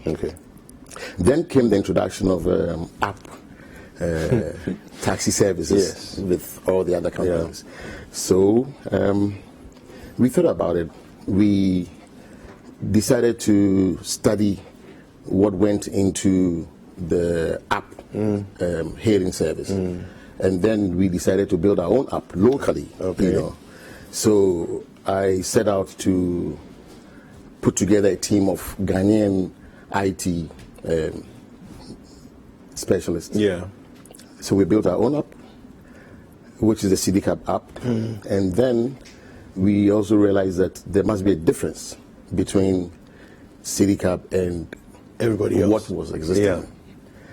And we all know what exists in the market. The cars are not owned by a particular company, a particular group of people. The cars are just ordinary. The drivers are out there and they are not uniformed, they are not clothed, the cars are not branded. There's no particular company you can hold on to if there is any crime. Yeah, but there's an app company that does that. So that was it. So we decided that we will build our own company, have our own cars, own all the vehicles, employ all the drivers, take them through all the background checks, and then have control, absolute control of movement of the vehicles, servicing of the vehicles, and then provide safety for our clients. So long as we have control of the vehicles, we also can provide some kind of safety and security for anybody who takes our vehicle. Has it started rolling out yet? Yes, we have. We started on the 15th of May. But prior to that, we did some promotions for a month. But the response was good. So on the 15th of May, we launched into it. Yeah. And how has that been so far? Promising. Okay. Interesting. Now, I hear you also provide these the chocolates. Tell us about that. Tell us about this. Part of our promotion strategy, we decided, in fact, CityCap, let me tell you, it's a wholly Ghanaian-owned company. All right? Yeah, so it's not a foreign company. The app was built by Ghanaians. And management of the company are Ghanaians, drivers are Ghanaians, everybody is a Ghanaian. Good. And as part of promoting our business, we decided to promote Ghana chocolate as well. So for the first 3 months, anybody who uses our vehicle will be given free chocolate in our vehicle. Besides, we are providing nose masks as well as sanitizers in our vehicles. Yes. So when you get into our vehicle, there's a free nose mask and there's a sanitizer for you to use if you don't have any. What's not to love about this? I like this. Okay. So, there we see your cabs there. The drivers look our cars splendid. Are brand new. We have 100 of them for starters. We have another 100 coming by December. I see. And we are going to roll out 500 vehicles in 3 years. Wow. That means that we're going to employ over 700 drivers. That's very ambitious. Wow. So, is it safe to say, and I don't understand, maybe I don't understand the full model of the black cab in the UK, but is this something similar to the black cab service? Yeah, did you see the black cab here? Yes. We have black cabs in Ghana. You actually have black cabs here? Yes, we do. These are black cabs. These are owned by Gold Cab. Yeah. Interesting. We bought these cars 10 years ago. This was with the Gold Cab service. Yes. Yes. Super. So we are actually promoting our business on those lines, just that it's Ghanaian, and we are hammering on safety for our clients. Safety for clients. And I'll give you an example. You see, because of our pre-service inspection, which we do every morning at 5 a.m. What do you call that? Pre-service inspection. Okay. All vehicles are inspected by our mechanics for anything, the brake fluid, water, fire extinguisher, tire pressure. Vehicles go through inspection before they set out to do business. I see. I don't know what happens with the others. So imagine we're going to Tema with one of the others, 9 p.m. And the driver tells you that his tie is gone down, and then he doesn't have a spare before, tie. actually. Wow. Yeah, it has. It happened before. But it won't happen with the CityCap. Because no car leaves the garage with a problem. And just in case something happens, you lose 2 ties. Because it's a company, and because we, from our control room, we monitor the movement of every vehicle. Immediately, a second vehicle would come dispatched, and then your journey will be completed. Without paying anything extra.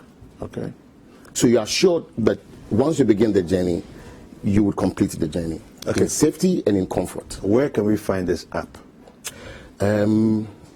CityCap, go to Google App Store, and then you can download it. Just CityCap. What about those of us who are averse to Android and we prefer www.citycap.com. So we can get the app there exactly as well. Okay, exactly. Super. And we have WhatsApp lines as well. Yes, these are contact numbers. And we have call center numbers as well. The call center numbers. Sure. Okay. Sure. Super. Well, I think I'm excited. I don't know what's not to love about this. You should be.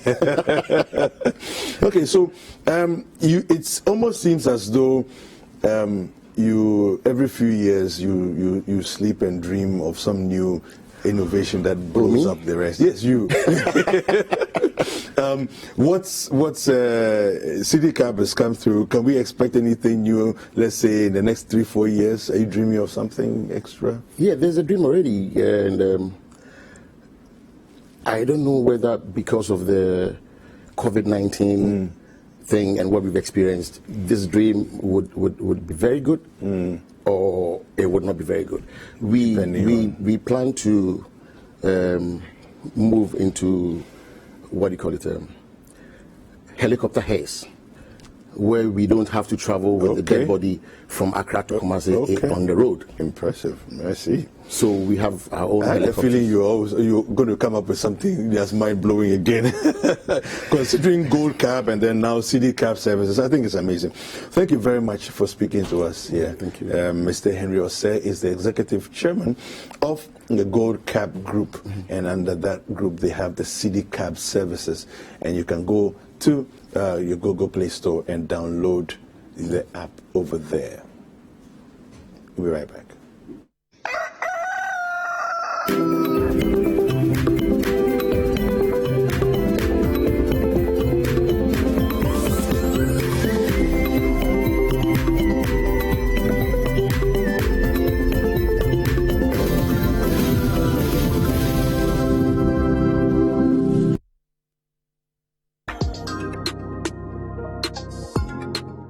My husband wants me to undergo tubal ligation.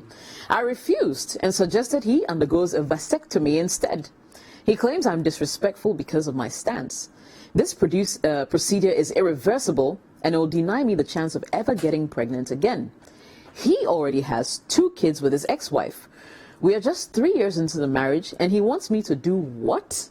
He has threatened to divorce me if I don't do what he wants. He also says that he will go for another woman. I call this bluff because I can find myself a better man too. My dream is to have a big family and he already wants to cut it short. I'm only 30 years old. If this marriage doesn't work, I'd want to be able to have more children with another man. He told his mother about it and she's been on my neck to give in, but I asked her to rather tell her son to go under the knife. Am I really being disobedient? What do I do? And this is from Upset Abigail. You don't want to go under the knife, so why should I go under the knife? If you know that you could get any man you want, why break somebody's home to make somebody else's husband become your husband? You see, that's my problem. So you're also very selfish. You can see that everything is about him. Everything from the get-go is about him. He's a selfish man, full stop.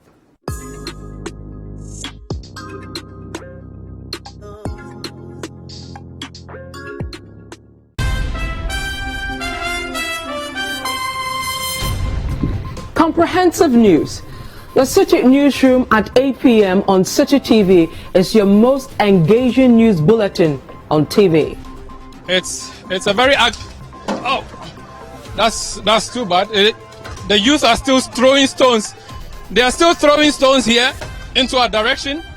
And can I come in? I want to come in. Okay. Telling your stories better with correspondence covering every corner of the country. Getting access to potable water is a daily struggle for residents of Kakichekopi and Balekopi communities in the Ada East district of the Greater Accra region. City Newsroom at 8 p.m. Very fluent with issues that concern you. This is quite a cover on Mr. Rabbi. Someone is in a bread. You told the Kanima, a 1 week. What do you say?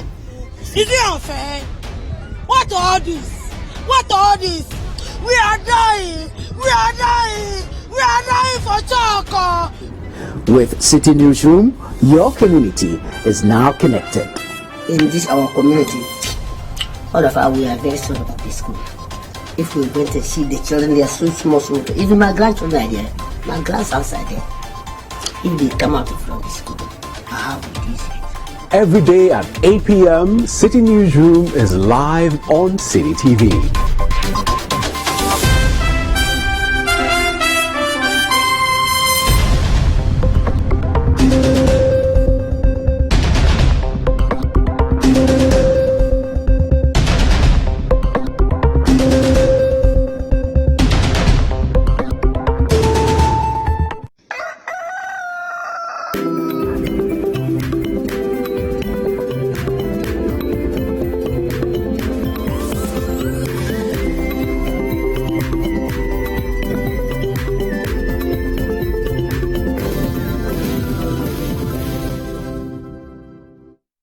Welcome back. It's Breakfast Daily on CCTV. Thank you so much for staying with us. Now, a lot of us are used to seeing black hair, brown hair everywhere we go, including ourselves. But there are days where you want to spice up your hair a little bit. You know, you want to go out with a pink hair or a green hair or red hair. But how do you actually use temporary hair dye to get the right color you want so that you don't necessarily have to keep that color in your hair for the rest of your life, or you can wash it out within hours or days?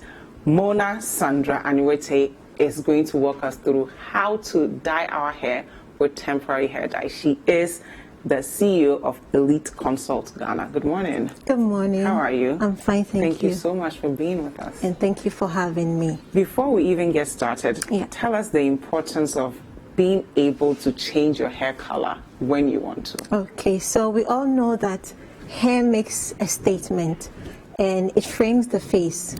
You meet someone, the first thing they are looking at is your face, and the hair is the framework. So you need to have the flexibility of expressing your personality, not having to commit permanently, but to have the flexibility of changing it anytime you want. So that's where our product comes in. You look gorgeous, by the way. Thank you. Where do we start from? Walk us through what colors you have for us today. So we have, our product has a range of 9 colors, and you have the option of mixing to create your own unique shades. So I think she has opted to go for brown. Okay. Would you mind opening for me?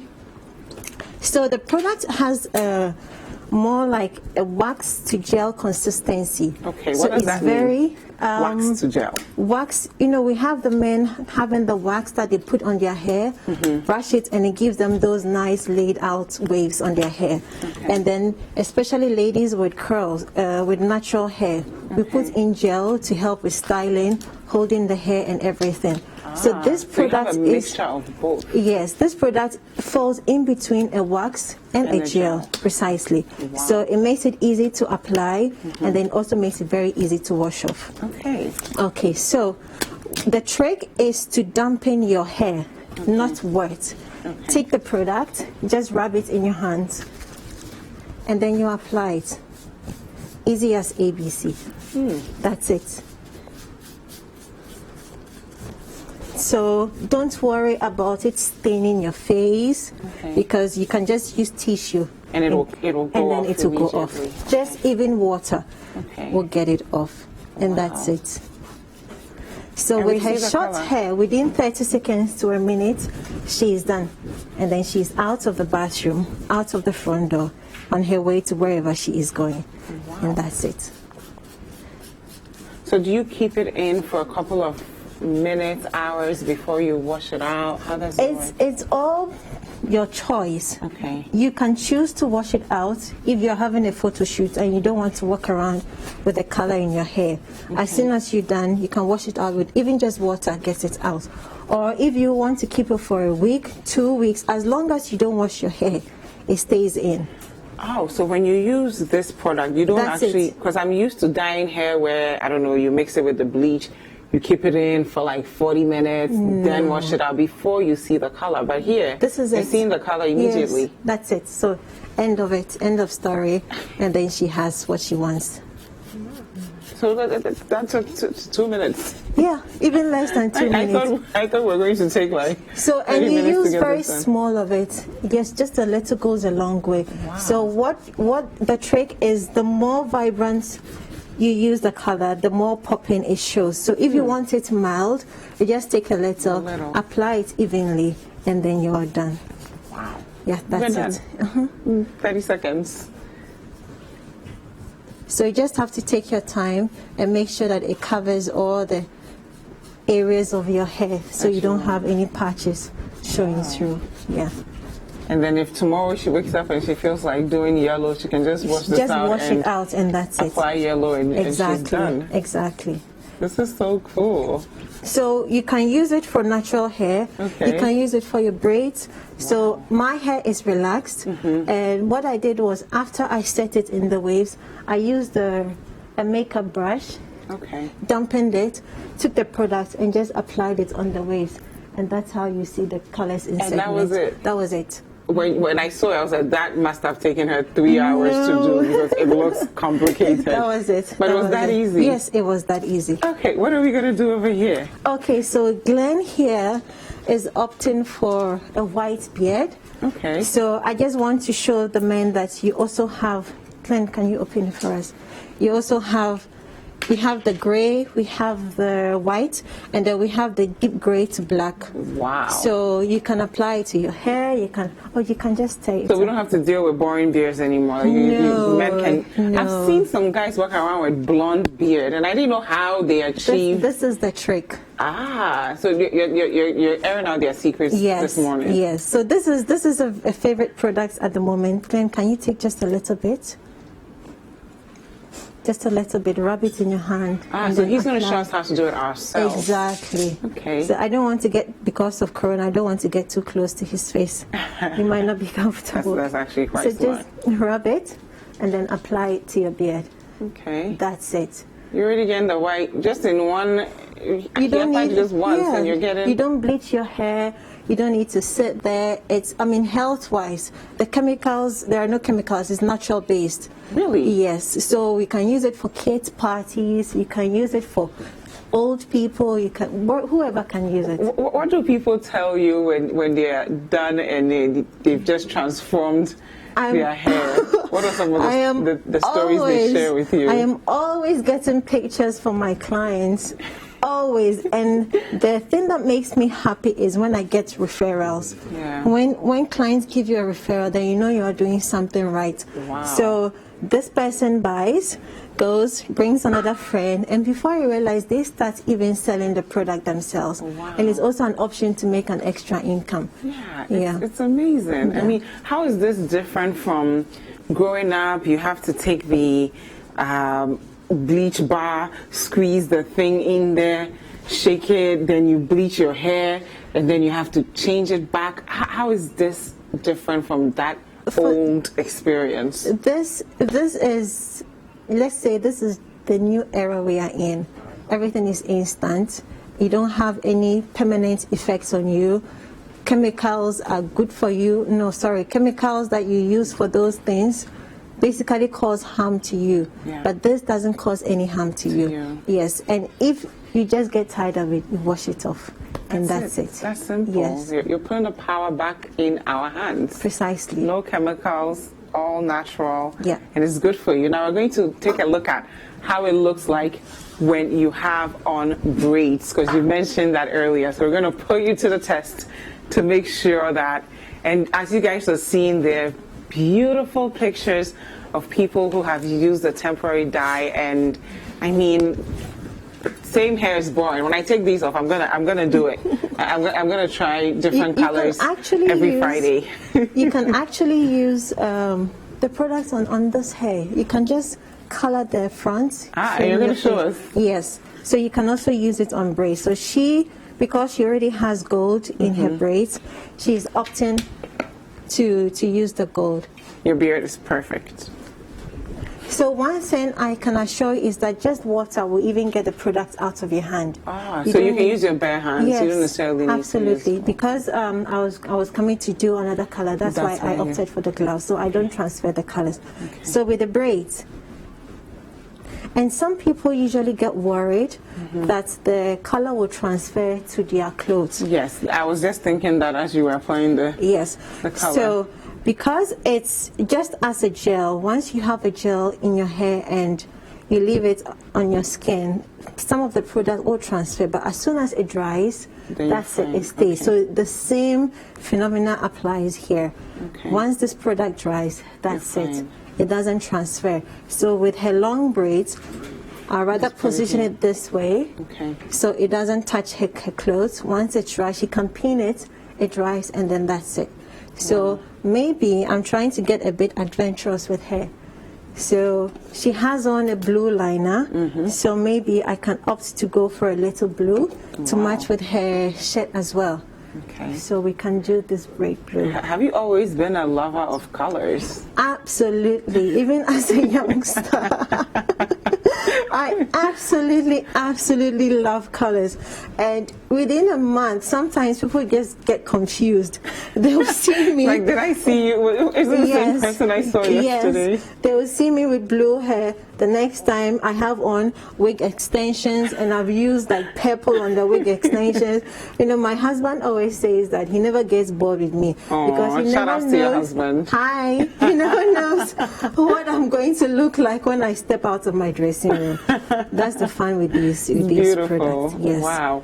So for our viewers who might need extra help with this, where do they find you? How do we contact you? Okay, so currently we are just online. Okay, which is perfect. It's Corona season. We do delivery nationwide. So you can just send us on WhatsApp 0203 962096, or you can send us a DM on Instagram, EliteConsultGH_product. We will respond, and then we can take it on from there. Yeah, it's as easy as that. How much will the products cost? Okay, so the product is just 51 Ghana cedis. And for each container, for the first module that we had with a short hair, she can use it between like 30 to 40 times. As long as she doesn't use a crazy amount. And for assuming someone with the hair like yours, you can use like maybe 5 to 7 times on your hair. So you don't, one container is not one use. You can manage it and use it multiple times. Thank you so much, Mona, for being with us. And Thank of course, you for having me. She's coming from Elite Consult Ghana. You can find them on social media and, you know, spice up your life a bit. We shouldn't always have black and brown hair. You can do pink, blue, purple, whatever you want. We're going to have a conversation with Prince Michaels, but before that, let's take out his new music video. I know my ching you be crazy, the sweet lady. Oh la anything we want, I go do. Girl, you know say it be me and you. Your love I go copy paste, I no go undo. From me night and day, oh, how they come true? Yeah, how they come true? It be you, it be you, it be you, you. It be you. I don't cry, it be you. I don't cry, it be you. It be you, it be you, it be you. It be you. I don't cry, it be you. I don't cry, it be you. Another, I won't want you alone. I go fly, you like a drone. Me love your style, your skin tone. Girl, follow me, be my own. She be non-pat, no be don't pay. A bag of money say she don't take.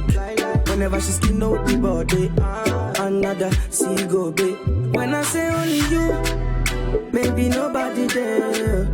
You be my one and only. Baby, nobody there, nobody there. It be you, it be you, it be you, you. It be you. I don't cry, it be you. I don't cry, it be you. It be you, it be you, it be you. It be you. I don't cry, it be you. I don't cry, it be you. Girl, you know say it be me and you. Your love I go copy paste, I no go undo. By me night and day, oh, how they come true? Yeah. When I say only you, I don't my ching you be crazy, the sweet lady. Oh la anything you want, I go do. Girl, you know say it be me and you. Your love I go copy paste, I no go undo. From me night and day, oh, how they come true? Yeah, how they come true? It be you, it be you, it be you. It be you. I don't cry, it be you. I don't cry, it be you. That's Prince Michaels with You. Yep. What inspired it? I love the video. Okay, so it's just a normal love song. I mean, which every guy will sing to a girl. Yeah. So I just took the inspiration from a lot of relationships and stuff like that, and then I just composed everything. And then maybe I should have asked who inspired it, not what, because she's watching.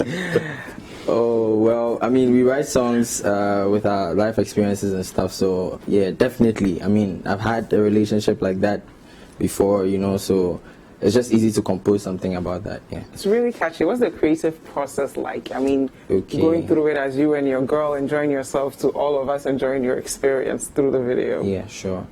So as you can see in the video, from the start to the end, it's just talking about love, how a guy would want to be with just this one particular girl, like you just that same girl, and then nobody else. What are some of the other projects that we can expect from you in the coming months? Okay, so I have this EP I'm trying to put together. Nice. I have a lot of artists on there. Okay, do you want to share some of the upcoming ones, and then also some of the ones out already. Okay. Yeah. So all I'll just say is that people should expect like a heavy load from me. Nice. Now where do we get it? Because we all want to go out there and buy the single to support you. Sure. So You is on every platform, every social media platform. It's on Spotify, iTunes, Deezer, everywhere. All the digital stores, it's everywhere. And then we also have it on our Ghanaian websites. Yes. And then also like to my pages and everything, I have it there. Share your pages with us, your YouTube channel as well. So my YouTube channel is just Prince Michaels. Okay. The Michaels is with an S. Okay. Yes, and then my IG and Twitter is at Prince Michaels X. And Michaels has an S and has an X at the back. Okay. Yes. Interesting. Wow. Basically. What would you say is the one thing that drives you? Okay, so I have the passion for music. I mean, sure, but I've been through a lot in life, so. I just look back, reflect, and then just, compose things out of those experiences. Yes. Super. I think you're super talented. And Thank you very much. Hopefully Corona ends soon and we'll see you at D2 or something big by December. I love the video and I love the song. Thank you very much. Thank you so much for being with us. Thank you very much. We're going to enjoy more of Prince Michaels, so don't go anywhere. But if you have any issues in your community, your roads are bad, things are not moving the way they should, and you want to draw the attention to policy makers, Hello, Mr. President is an opportunity for you to do just that. Take out your phone and record an up to 1 minute video showing the entire nation what you're going through in your community, and then email it to us at hellomrpresidenttv@gmail.com. You can also send that video to us via WhatsApp. Our WhatsApp line is 0550585832, and we will get policymakers to answer to the frustrations and problems you are experiencing. Yeah.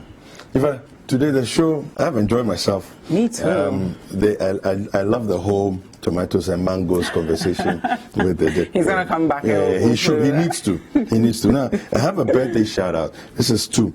Do you remember Rama Brew? Yes. Yeah. So someone sends a message here. She's 65 today. Wow. Yeah. So this is a big happy birthday. Of course, we are adding ourselves to the shout out as well. Ahmed Habib Ibrahim of Gensa Energy wishes Miss Rama Marie Antoinette Brew, aka Kika, a hearty and glorious 65th birthday today. May your years on earth be long, and may your joy always be made full today and always. So we add ourselves, we join with this celebration. Happy birthday to you. And of course, our very own Benjamin Nketia is also celebrating his birthday. Happy birthday, Benjamin. We love you so much, and we hope you enjoy your day to the maximum. Absolutely. Have a blast. I mean, lunch is on you, so you're going to come and get some food back. In the meantime, Prince Michaels is going to take us away. See you 7:30 tomorrow.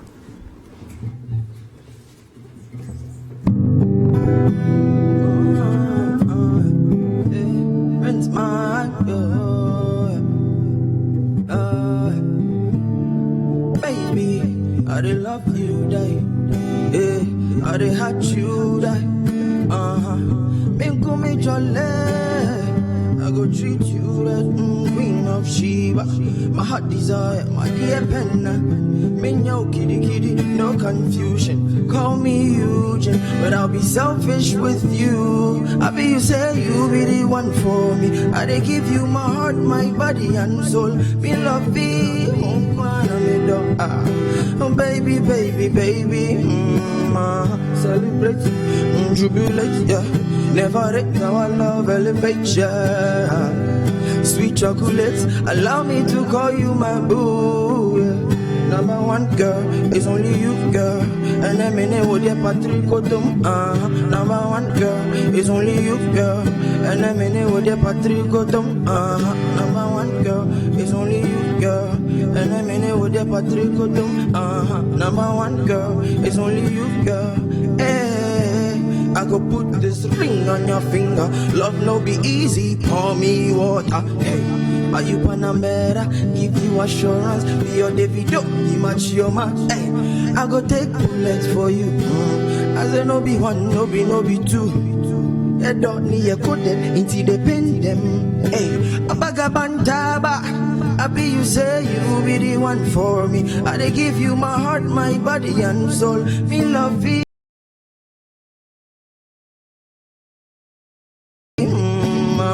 Celebrate, jubilate, yeah. Never let our love elevate, yeah. Sweet chocolates, allow me to call you my boo. Number one girl, it's only you, girl. And I'm in it with the patricotum, Number one girl, it's only you, girl. And I'm in it with the patricotum, Number one girl, it's only you, girl. Baby, baby, baby.